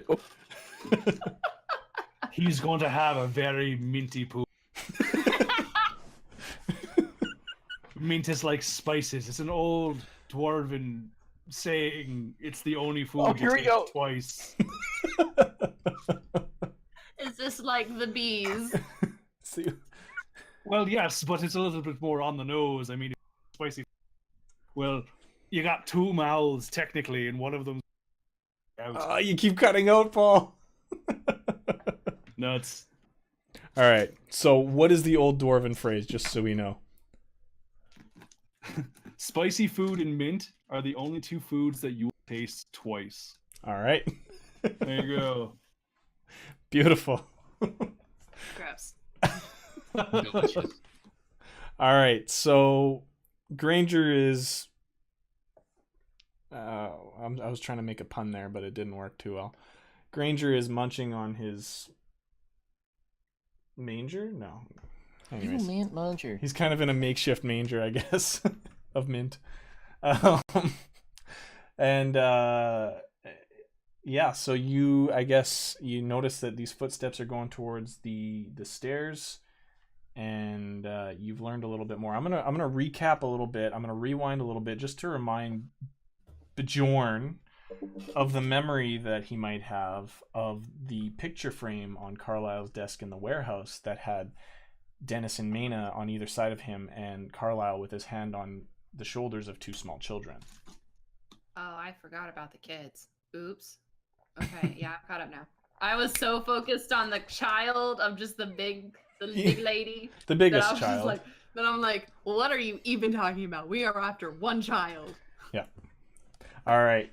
So, where do you guys want to take this? Oh, should we go to the catacombs or just follow the footprints? I think following the footprints may bring us to the catacombs, but at least we have a definite way there. All right. I say we follow the footprints. Let our All right. little dwarven man do his thing. Lead the way, boy. Lead the way, boy. Get him, Blue. Okay. Tarvok, you follow the footprints down the steps, past the warehouse, and actually towards the town square. These footprints lead you directly To the freaking towards church. the church. Oh no. Here we are. It's going to be one of them. Into the church we go. So, Bjarne, you take the front. Tim, you just hang out behind me and do your glowy hand thing. I guess I'll just get me short sword ready. This is probably not going to go well. All right. Well, I'm going to open up the door with much force All right. and ask for the priest. How do you want to open it with force? Is that like a booted in, Is or it a- like a is like it a like a Kramer double- style slide? Is it like a double door? Yep. Or is. Oh, sweet. I'm just going to. Just. I object. Objection! All right. So you slam the doors open, and what you're faced with is a very interesting scene. Uh-oh. You have Carlisle standing there with two small children that you recognize from the photograph, a young boy and a young girl. And he's actually holding a small dagger in his hand. He's got them basically tucked up to his side. And on the steps leading up to the dais is Cromwell. And he is currently bleeding out of his side. Is he dying? Or is he just. He hurt? looks pretty messed up. He's got a good stab wound in his side. His robes are soaked in blood. Great. So. Do y'all Hey, want to explain what's going on? Tim, do you want to, like, be a diplomat? Well, Tarvok, is that actually what you said there? Do y'all want to Yeah, explain what's I'm- going on? I'm pretty confused here, yeah.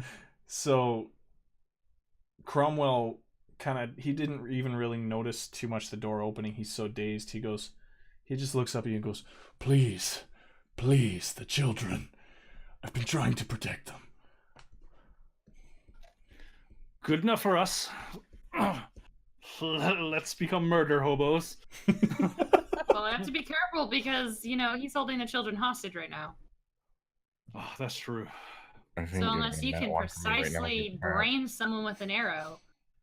That'll be the plan. So I sheath my short sword. I draw my arrow, and just Carlisle know we're there? Carlisle has been staring at you this entire time, and as you're putting your sword away and starting to pull your bow off your back, you hear him say, "No, don't try anything stupid."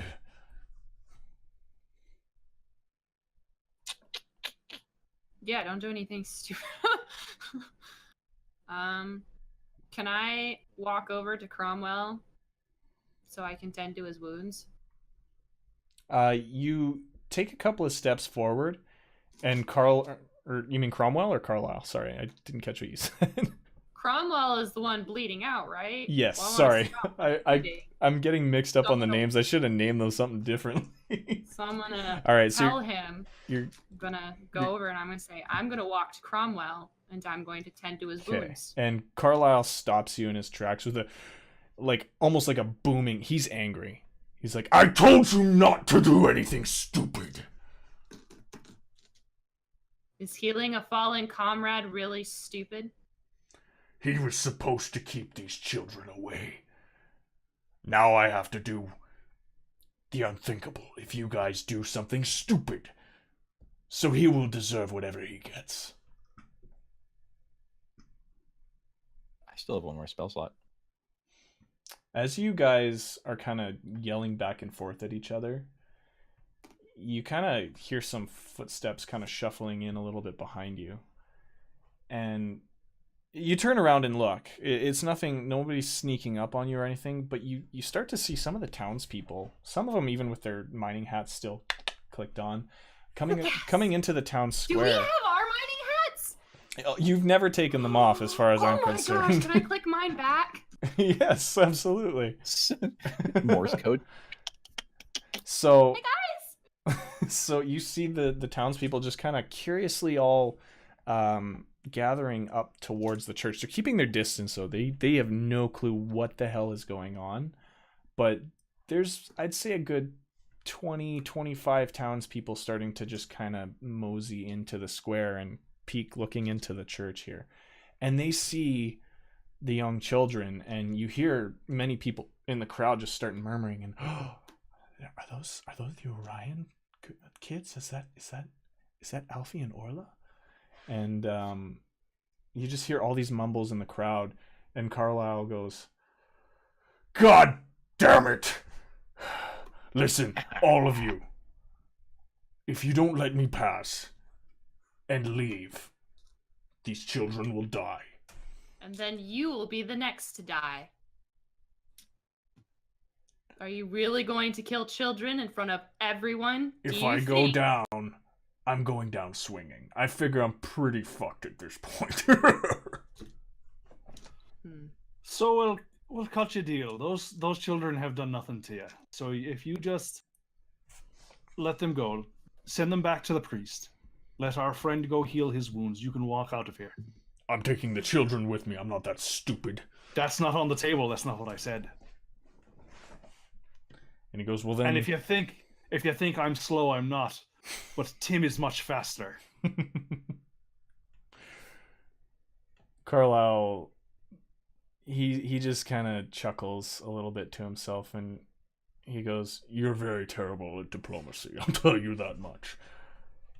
I'm going to give you one chance. If you don't let me pass..." Charm person. Can you cast it again? I have got 2 spell slots. Do you? All right, go ahead and I only used it once. go ahead and throw that at him. See what happens. What is the? Sorry, I'm trying to remember. He has to resist it with how much? So he rolls for health die, and if it hits so high, Okay, yeah. then he can charm that much. Okay. So if Carlisle only has X amount of health and he rolls higher than that, well, Carlisle's ours. Okay. So what am I rolling? I think it's 20, right? no. I thought it had something to do with. Hold on, I'll just pull it open when you guys probably have it open. Icosa Hex, do you have it open still? I can't hear you. There you are. We're talking about charm person. Charm person, yes, please. Because Yeah, I have a horrible it's memory. just- It's just you attempt to charm a humanoid. You can see it must make a wisdom saving throw, and it does so with advantage if you or your companions are fighting it. If it Not in fails, combat. it's charmed by.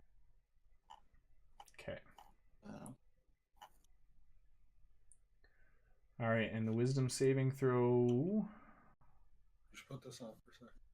is what's your spellcasting modifier again, please? My charisma, I believe that's a 16. Okay. If I'm looking at that right. All right. Carlisle is quite that a wise 16 person. plus 3 or I think it would be the 16. okay. I'm trying to remember what we did last time, and I apologize for that. This I is don't a remember terrible either. moment for me here. All right. He rolled an 18, and his wisdom is +3. I tried. So At least you tried. you cast your spell. Does he know and, that I did it though? I would say that it's probably, yeah, he probably he felt it hit and he was resisting it.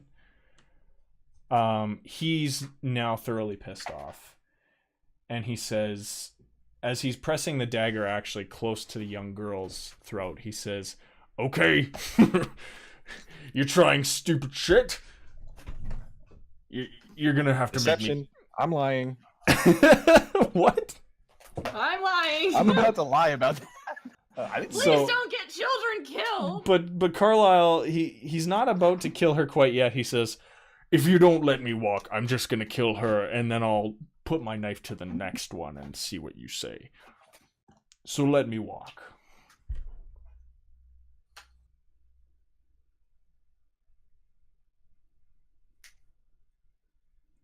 Let him walk. Bring the mother.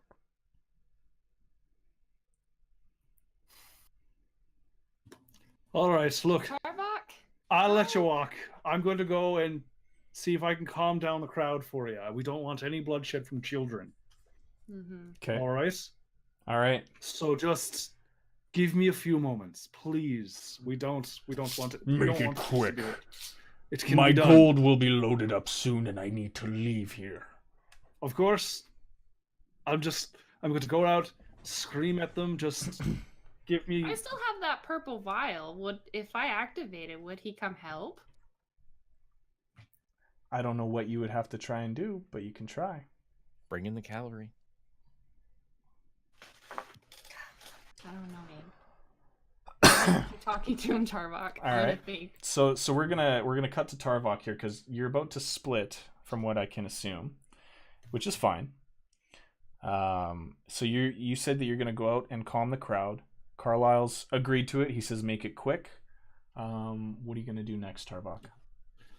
So I'm going to go out and just tell the crowd quietly. It's like, you have to calm down. Everything's fine. And then I'm going to progressively get a little bit louder until I scream at the top of my lungs in giant that we have the person responsible here in the town hall. We need you immediately. All right. Wow. Okay. I'm not gonna have to make you even roll for that. So you're down in the middle of the square now at this point, and you scream that up towards the mountain, I take it. Yeah. Okay. Not much quite happens for about 15 seconds. Carlisle says, "What is he on about over there?" Your mom. Sounded like English to me. What is this English you're talking about? Sounds like common. Whatever. And after about 15, 20 seconds pass of just super tense, it feels like 5 minutes to you guys. You hear a come from the hilltop. How are you? No. And you just hear a crashing through the trees, and you see trees falling and splintering down the side of the mountain from where you guys had first met Grevia. But do they make sound? Sorry. Ask the bears. Sakes. Sorry. They're too busy shitting right now, okay? Too tense right now. No, there's no one camping in Jokes there. under pressure. No, it's like 4 or 5 tents, not 2. Yeah, there's no campsites. Sorry. Sorry. Okay, stupid puns aside. This really tense moment is happening.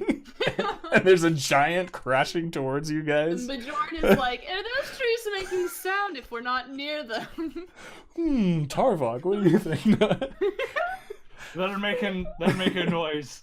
Yeah. All right. So a few seconds of this crashing happens, and then from the trees bursts out Grevia, club in hand, and she is just sprinting towards town square.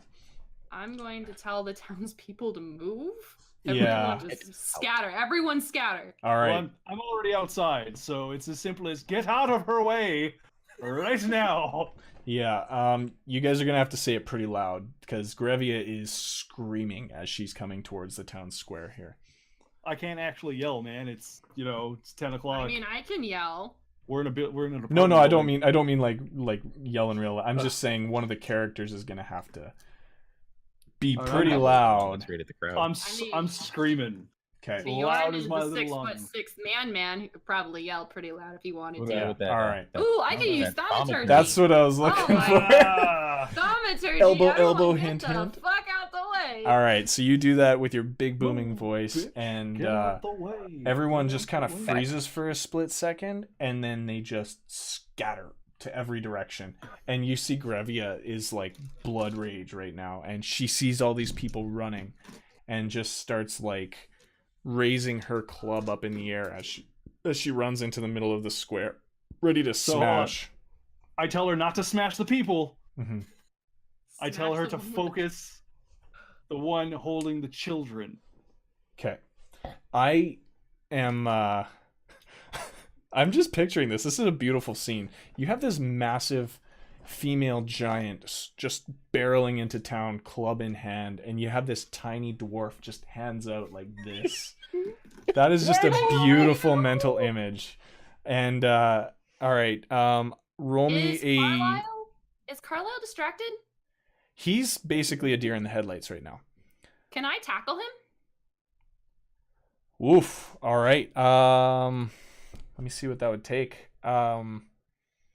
It's gonna need a bit of a dex check to try and get to him quick enough. Okay. Also, before that happens, this is so many things happening at once here. I'm gonna need Tarvok to roll me a quick persuasion check to get past the blood rage of this giant and get her to focus, I guess. Ha ha ha! 17 plus 1, 18. Beautiful. That is more than enough. She stops in her tracks, looks down at you, kind of gives you a little wink, looks at the church, and starts making her way towards the church. There's gonna be giant dwarf babies. Yeah, there is. I can like- crawl inside there and just like rope it out. Oh Anyway, my god. Oh that's inappropriate. It's like in Shrek with Donkey and the Dragon. Right? Freaky. All right, and now we cut back to Bjorn, who just like tries to put on this sprint towards Carlisle. Go ahead and roll me a dex check, please. Come on, Bjorn. 19. 19. Yeah. All right, Carlisle does not see it coming. Yes. You sprint past about 6 to 8 rows of pews, and with a nice leap, you tackle him around the waist. It has to have knocked the kid out of Yeah, the. out of Yeah, the you hit both of them a little bit. The kid kind of goes off to the side, kind of bumps against the dais. Tim will go recover the kids. Good. I was about to be like, Tim, go do it. All right, perfect. And he'll pull Mr. Priesty out of the way. Okay. Well, that's going to be tricky to. So, how are you getting the kids and pulling someone at the same time? More like yelling at the kids, Okay. All right. pointing them in a direction to move. All right. So you beckon to the kids. They get to their feet. They kind of move towards you, and Cromwell is still on the steps, bleeding out there. Are you moving to him, or are you trying to? Yeah. Okay. No, definitely going to him. All right. So you go to Cromwell. You've got Bjorn in a pile on top of a big fat man named Carlisle on the top of the steps of the dais, and They're having a wrestle. They're having a wrestle. Mommy, what's mommy doing to daddy? Or sorry, terrible. What's daddy doing to daddy? There we go. Giving him the old 76. Oh, terrible. Okay, sorry, couldn't help it. Terrible. All right. That's a 500 pounder. And now we're gonna be. I think right now is probably a good time to roll for initiative. We've got a grapple on the ground. We've got Grevia outside ready to smash. We've got Tarvok in the square ready to smash. If you know How what I is mean. this normal man a final I have boss? a 17. Well, he's definitely not going to go down without a fight. I don't know. A giant club might do the trick. I Yeah. am going to GTFO because I don't want to be in her way. Yup. All right. So 17, and then 14. I got a. Okay. I got a 7. Okay. Carlisle got a 6, and I just Grevia. assumed that Tarvok also had to got a like 6. dive out of the way. Yeah, not really actually. Like she saw him, so she kind of maneuvered around him as she's heading towards the church. So it's going Bjorn, Tim, Tarvok, and I'm gonna make Grevia and Carlisle roll again because. Okay, and it's gonna be Grevia, and then Carlisle's actually the last because he got a 6. All right. Bjorn, you're up. You're on the ground with Carlisle right now, wrestling. Sweet. How far away is the giant?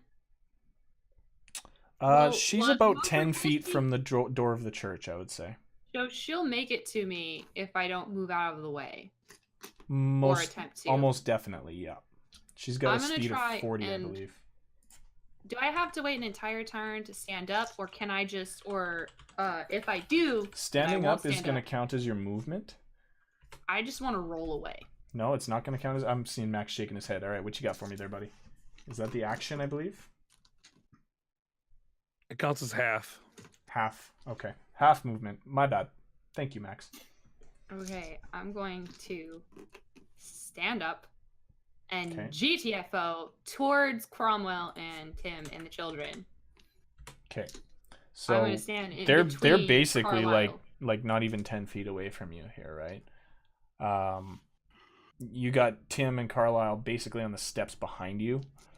Carlisle's still up on the dais, so you disengage from him and you want to just go to Tim and Cromwell, sorry?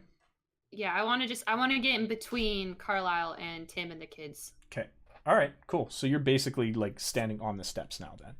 Yeah, I'm All right. probably going to be a little bit to the side so that Okay. way Tim doesn't roast me. Okay. Yeah. In the Sounds event of good. a 1. All right. And that is Tim is next. I think Tim's just gonna take the kids and, well, kind of like holler at the kids to get them to move further toward the exit of the church. Okay. Start dragging Cromwell. Okay. So you yell that at the kids, and Alfie and Orla, they just kind of scurry back a little bit towards the front entrance. And I tell him to head to the dwarf. okay, Not long. Cromwell is going to be a little bit able to help you as much as he can, but it's still going to need a pretty decent strength check to help drag him back. Like he's going to assist by using his legs a bit, but he can't stand. Sure, So sure. you're just basically going Keep to him like alive. fireman long drag enough. him. I want you to roll me a 14 or higher strength check to bring him back. It was a nat 20. Oh my god, you threw him across the world. So Just yeah, like no, fireman carries him. you basically like sling him in some random feat of half elf spindly strength. You like do this weird roll, and as you're standing up, he's on your shoulders, and you just make your way. I'm gonna say 20 feet back. You're basically right at the entrance. So very good, very nice. Next up is Tarvok. You're out in the square right now. You're about, I'd say, 15 feet from the entrance of the church. I just want to let Grevia know that we still don't have the exact location of her child. So we Okay. can't kill Carlisle right away, that she should restrain him and get this information out by, like, tearing an arm off.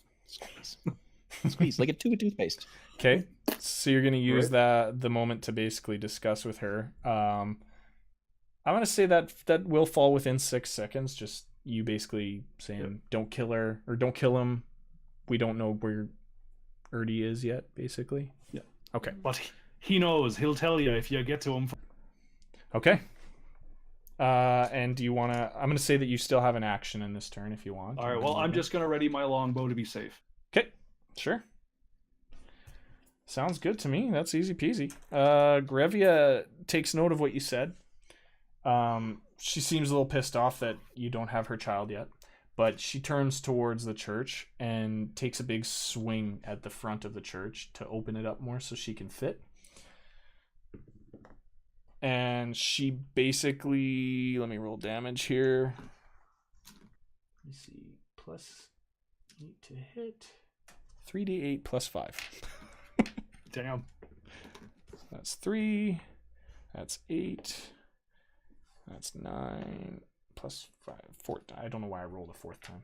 9 plus 5 is 14 damage. So she basically smashes out the front top end of the door and just kind of walks into the church. And she can't even stand at her full height, but she makes her way towards Carlisle. She actually reaches him in one full movement. That is her turn. And Carlisle is up next. He's gonna try and get to his feet. He scrambles up to his feet and he kind of backs towards the wall behind him and kind of knocks off a few books and a few candelabras in the background and candelabra. Sorry, there we go. And he's terrified. He's scared shitless. He still has his dagger in his hand and he's just kind of waving it back and forth. And he grabs one of those candelabras and hucks it at Grevia and shouts, "Get the hell back from me!" And it totally misses. He definitely did not play softball as a kid. Bjorn, you're next. You're standing on the steps and you got this giant looming over you, basically. Oh my kind of in God. front of you. Just go full Batman. Where is he? Where's Joker? Tell me where she is. Well, it's not me who's angry. I'm gonna respect her decision to probably maul him, so I'm gonna back up. Okay. Away. I'm gonna back out of her way. Okay. But I'm gonna be ready. I'm not gonna get in her way. Okay. So you're just gonna disengage? Yeah. Okay. For now. All right, Tim, you're up. You're at the doors with the kids now. Well, what's left of the doors. Tim's gonna keep the kids behind him and use the bloody rags that he can find on the priest to like wrap up that wound. Okay. All right. Roll me a medicine check, please. Yay. There it is. +1, I think, for you. Yeah. Yeah, it is. Eat. Not bad. 18. 18. All right. Yeah, you make a makeshift tourniquet. You take his sash off that was kind of draped around his shoulders. You take that off. You make a makeshift tourniquet. Tim Not does have even. daggers. It's more like a It's more like an Israeli bandage that's just applying pressure to his side. He was stabbed really bad in like the right side of his torso, and you put a like an Israeli style pressure bandage on that. You tie it nice and tight, and Cromwell's just kind of like sitting back against your legs as you're doing this, and yeah, he's not losing any more blood, thankfully. Tarvok, you are up next. All right, I'm going to make my way to the gaping hole that was the entrance to the church, and tell Carlisle very loudly and very plainly, if you tell us where her child is, you're going to make it out of this alive. Okay, roll me a persuasion, please.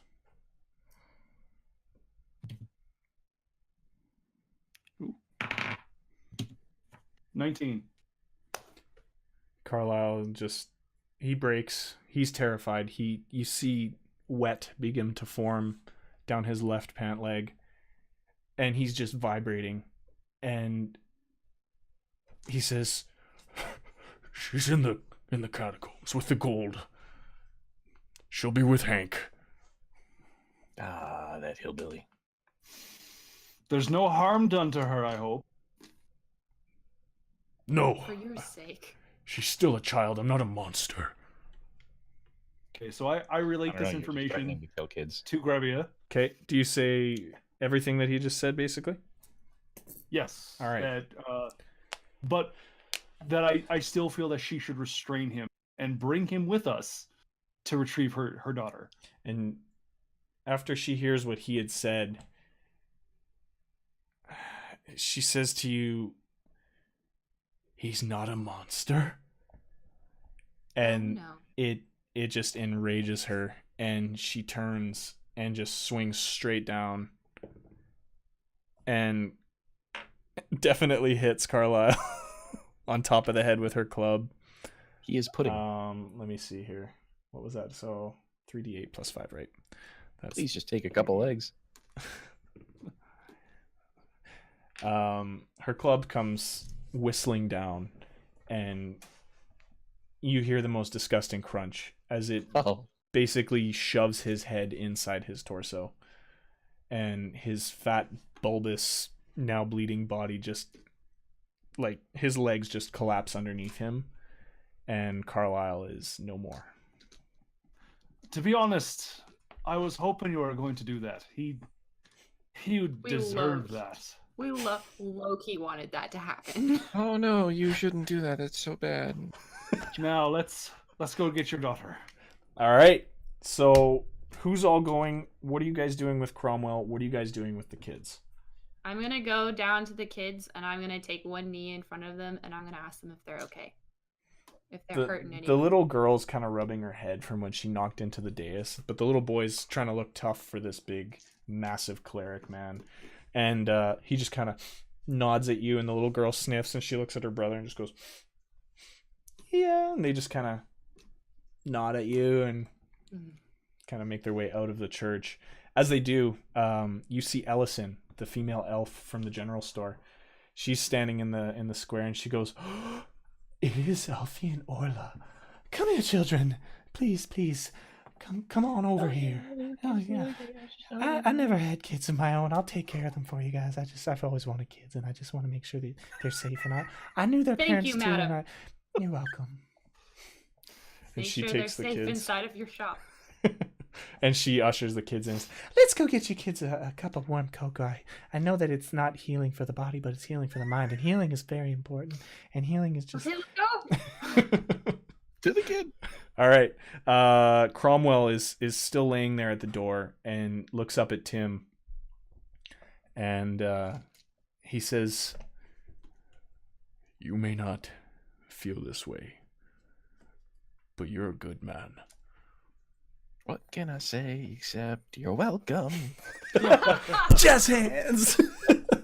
So I wanna go to Cromwell and I wanna say, with all the gold, what do you plan to do with it? He just looks up at the church roof, looks back at you, goes, Well, "Probably use a Do you little for plan- that.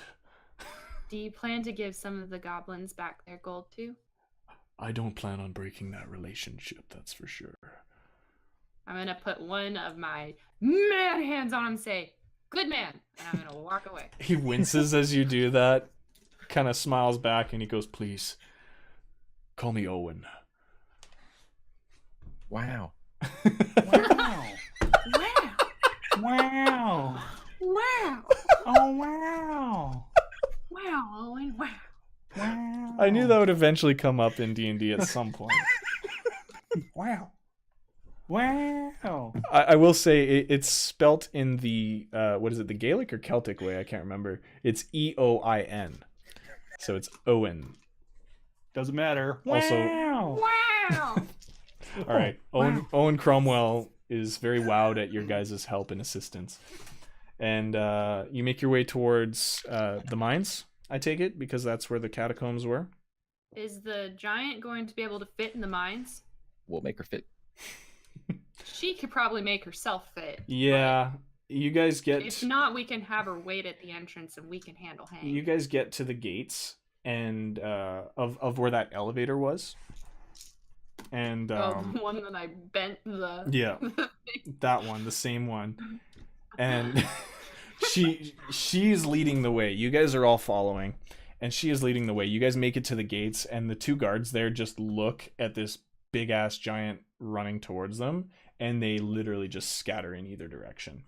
She doesn't pay them any mind. She blasts through the gates, gets towards the mine shaft, and goes, "Let's go, guys.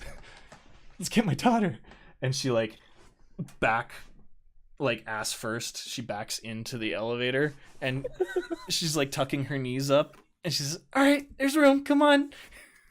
I'm going to go to the stairs. Are there stairs? Can I take that instead? There are no I stairs. think Bjorn's just gonna sprint all the way to just the front of them. You're going the other way down around? there. All right. I'm not going down there. All right, it's gonna There's room. it's gonna take a little bit of time. Anybody else want to go with Bjorn or? I'm gonna run the risk. Sorry. I'm sorry. I'll just... You go. Oh, I'm getting in the elevator. Okay, so you get in the elevator. Can I wait for the elevator to come back up? Sure. Yeah, you can do that. It's not too. that long of a trip. If Yeah, I remember. it's not Yeah, very it's long not. at all. It's maybe like a 30-foot drop down into the foyer of the mine. So Tarvok hops in with Grevia, and she just kind of like puts a hand around his shoulders and goes, "Basement, please." And she pulls the little lever on the other side of the elevator, and you hear like a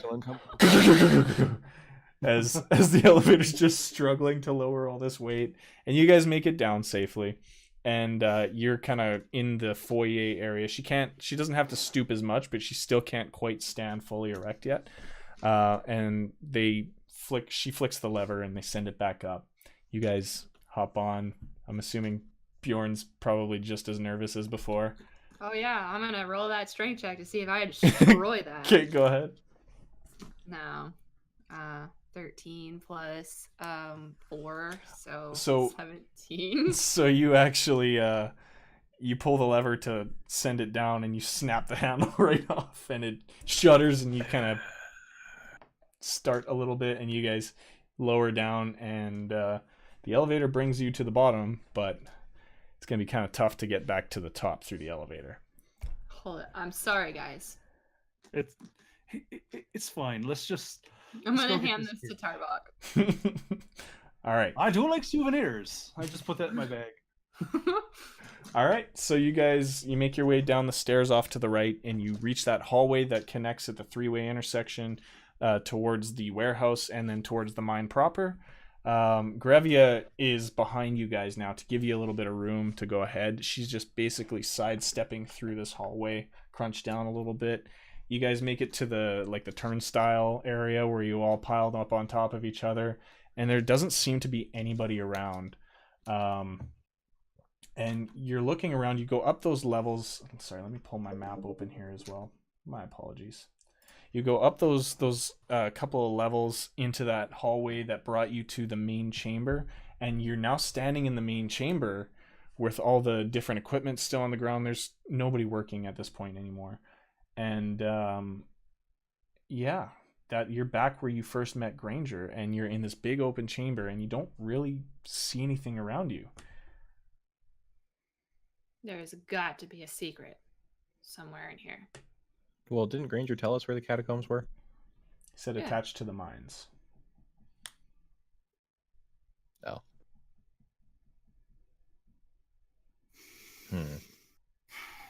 Well, I guess we have to go through the mines. Well, all right. So I'm going to scream hello to see if I can get anyone's attention. can you roll me a persuasion check, please? When did those trees get there? I've been here for 2 weeks. 17? The tree would know. 17. All right. So you echo out into this cavern, hello, and you hear just this faint, oh, hey there, come back at you guys. And then you hear a, ah, shit, front door, back door, which door was it? Marco. Polo, shit. Do we know where the sound's coming from? It actually sounds like it's coming from back where you guys came from. Well, that's where we're going. All right, We're so gonna go towards his voice. All right. So every few feet we go, Marco. okay.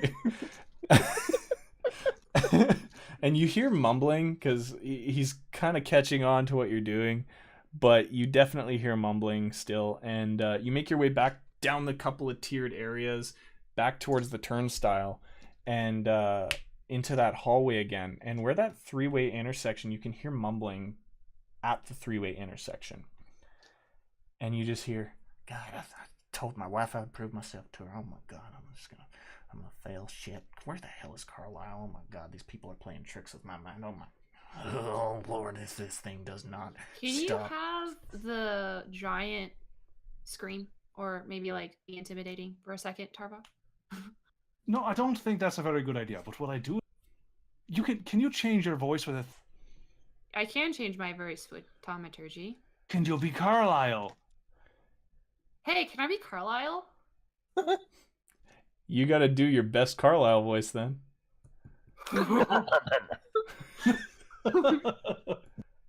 His name's Hank, right, guys? It's Correct. Hank Mountain. Hank Mountain? Okay. Hank He sells Mountain! mining equipment and mining accessories. It's time to go! Where are you? Roll a performance check, please. That's lovely. This is 13. That's good enough for this stupid guy. He goes, well, boss, I'm behind the secret door, silly. Get him to open it. Okay. Can you bring the child and yourself out? We have the transport ready.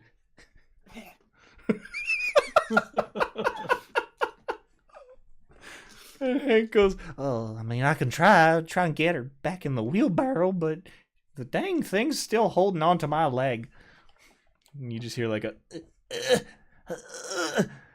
thunk, and then you hear like this sickening, like it's a twisted sound to hear a baby. It's not a twisted sound to hear a baby cry. It's jarring, but when you hear it like 3 octaves lower, it's very twisted. So you hear like a whoa, whoa, like start crying, and with that, Grevia goes, Ernie!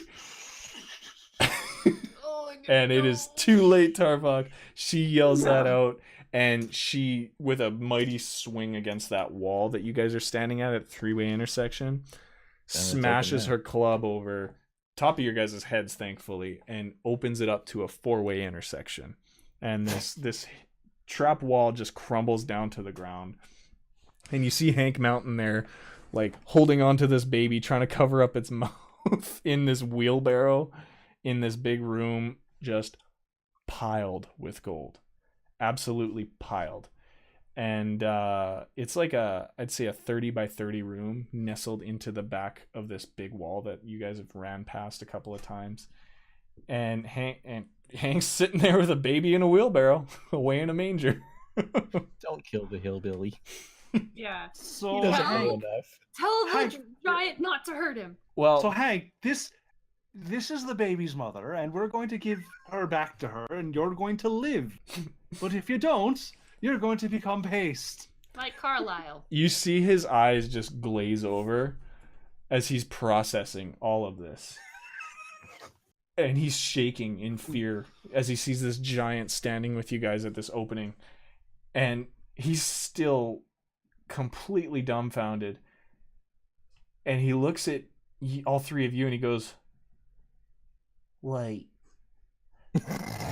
you're not Carlisle. No, we're the inspection committee. Do you remember? We're here to inspect this room, but we need the baby first. All right. Baby gets inspected first.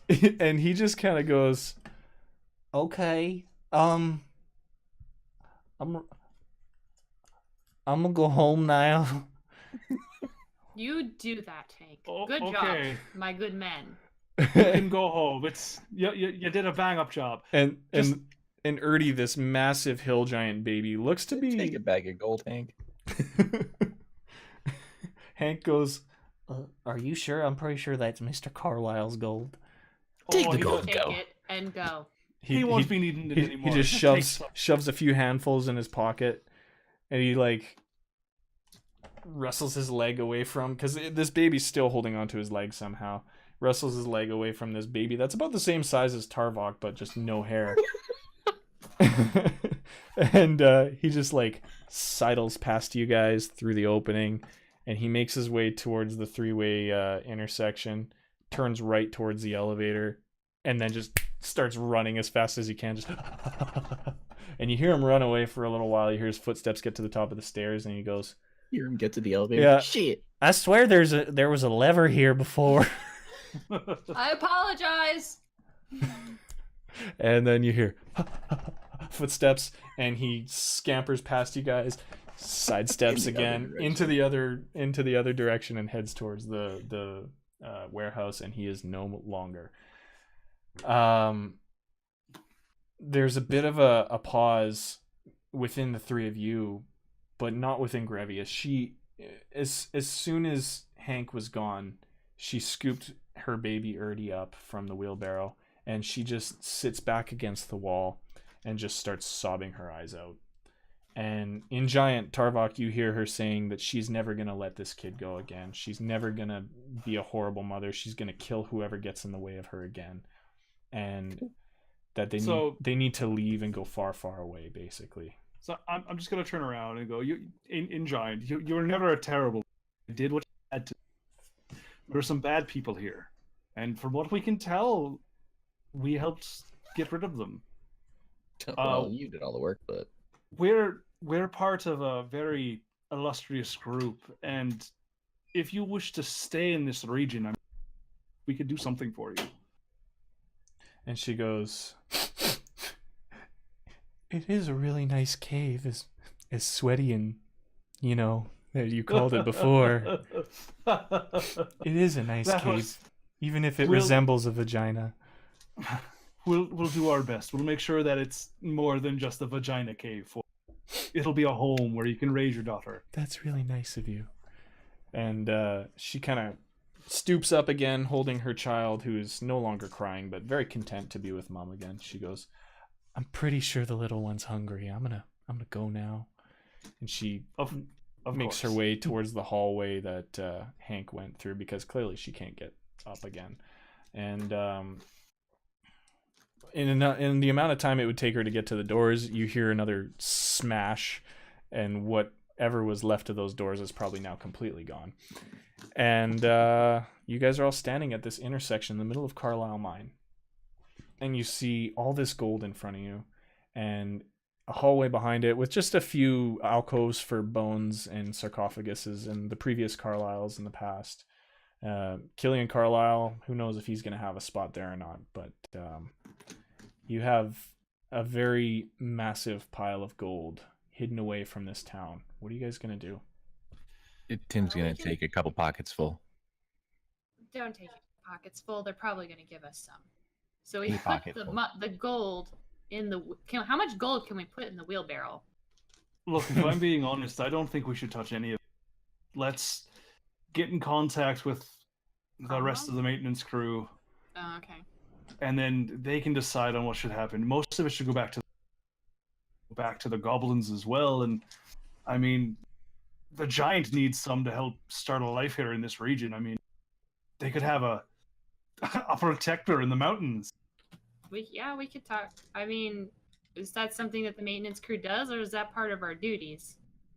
Well, we were only told to weed out what was going on with the goblins. I think we went well above what we were asked to do. We were asked to kill someone. We were asked to figure out what was going on with... I think. Tim... We were asked to kill a god, I think. By Cromwell at first, when you got there. By the maintenance department, you were asked to investigate the goblin murders. So, I think we've done exactly what we meant to do in the best possible way. Well, let's at least inform Cromwell where the gold's at, because it's the town. Of course, yes. He's the head of town. It's true, and it doesn't seem like he's as corrupt as he could have been. Yeah. All right, well, let's go then. All right. We're gonna go back to Cromwell. You guys make your way down the hallway towards the warehouse. Tim's gonna low-key sleight of hand, try and snag some gold pieces while his friends aren't looking. All right. Roll me. What's your guys' passive perception? 15. Okay. Mine's only 10. All right. You're gonna have to roll 15 or higher to beat both of them. All right. Well, let's see about that. What's my sleight of hand? It's +6. Yes, it is. Damn.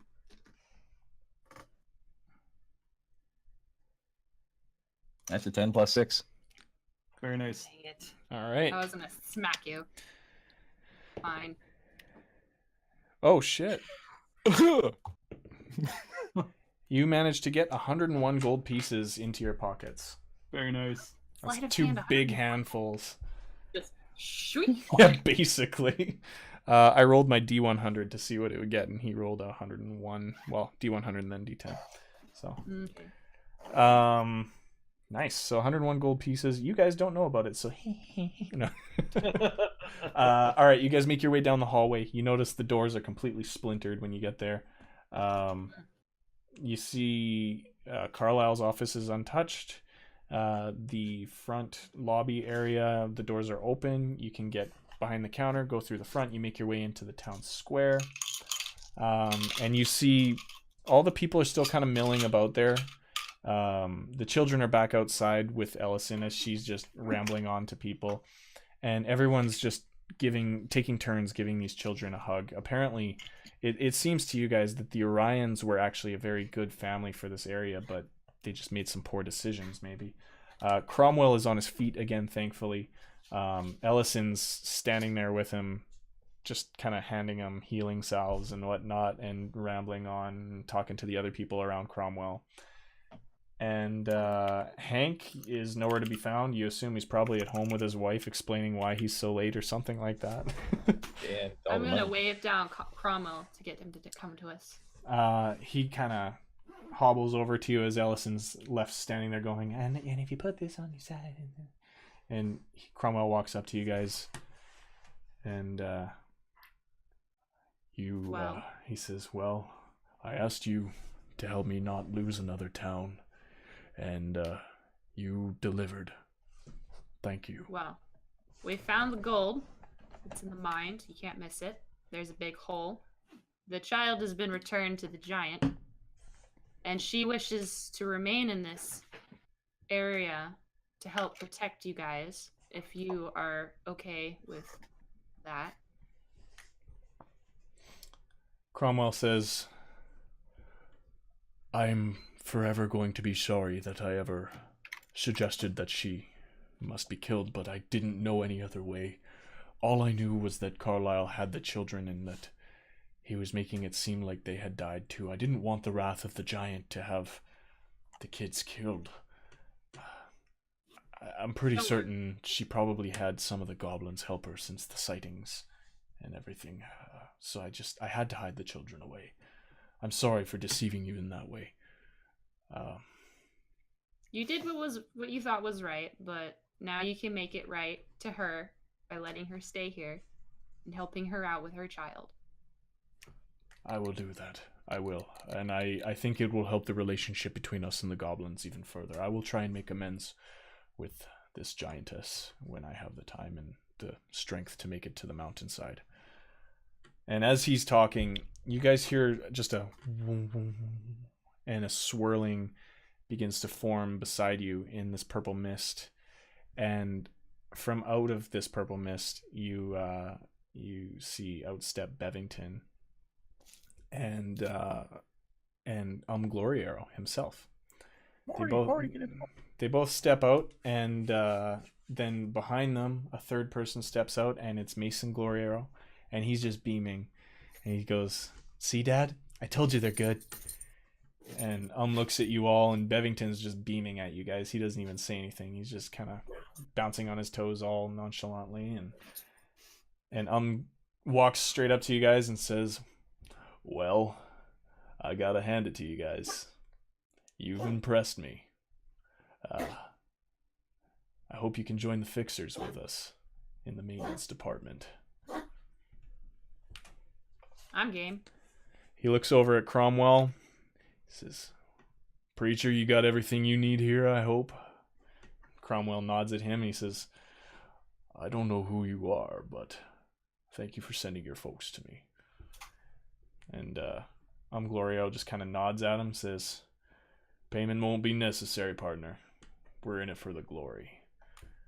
And he beckons to you guys, and the mist starts swirling up again. He says, "Let's go.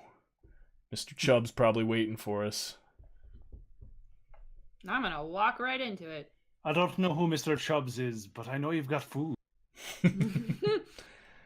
And they all step back into the mist with you guys. And as it starts to swirl up around you, you hear the people in the town square. You hear Ellison talking, but it just gets drowned out by everyone just basically shouting at the top of their lungs, thank you so much. And they're all clapping and hooting and hollering. And the last thing you hear is Cromwell saying, well, let's get to work. And you guys, the mist drops down, a montage starts of ding ding diddly ding ding ding diddly ding. And yes, that is the Zelda music. Sorry, that's the marketplace music. Anyways, you guys you make it back into Henry Chubb's big circular room, and you're ushered towards the mess hall. And Bevington just kind of shoves you in the double doors of the mess hall, and waiting for you are 60 or 70 other fixers standing there. And fixers, maintenance crew, the maintenance department of the maintenance department, and researchers and HR, even Luscious standing there happily waving at you guys. And laughter is just like cross-armed, but you can kind of see a faint smile. And they all burst into song for you guys. And they say, we are the fixers, we'll keep you safe and sound. We are the fixers, the kindest mercs around. We are the fixers, we'll help your every need. And if it comes to it, we'll make your foes bleed. And they all start clapping at you guys. And they welcome you in as the newest members of the maintenance department. I'm going to whisper to Tarbok, I am never singing that. I'm with you. Let's get Tim to do it, though. Okay. Ah. All right. And that concludes Gold Gods and Goblins, the first story arc of the Ret-Con-Artists. Thank you guys so much for playing through it. And I can't wait until we start the next one. We're going to be here next Tuesday at 9 Central. For Alex, who almost mixed up his times today, that's 8 p.m. your time, buddy. I don't know what you're talking about. I was right. Roll for deception. Roll for deception. Thank you guys. Before we go, did we ding? Did we hit level 3? Yes. For the next episode, I want you guys to get your character sheets ready for level 3. I'm going to say you guys are sitting at, 700 experience right now? Am I correct? Okay. Yeah.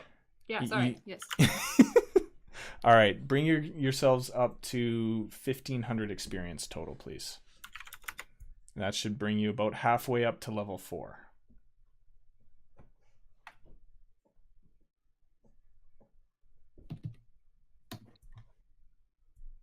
Good job, guys.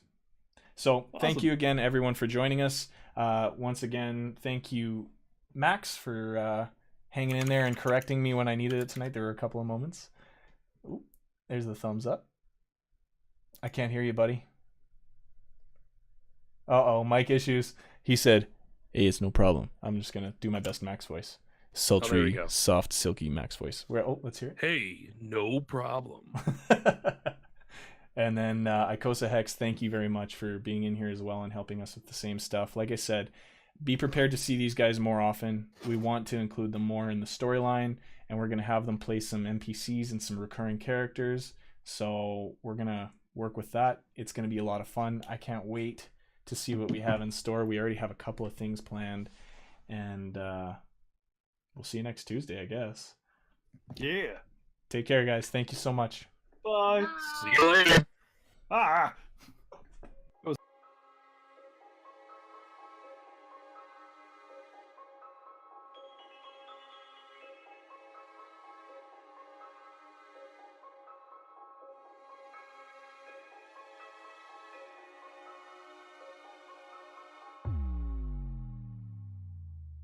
We really hope you enjoyed the finale of Gold Gods and Goblins.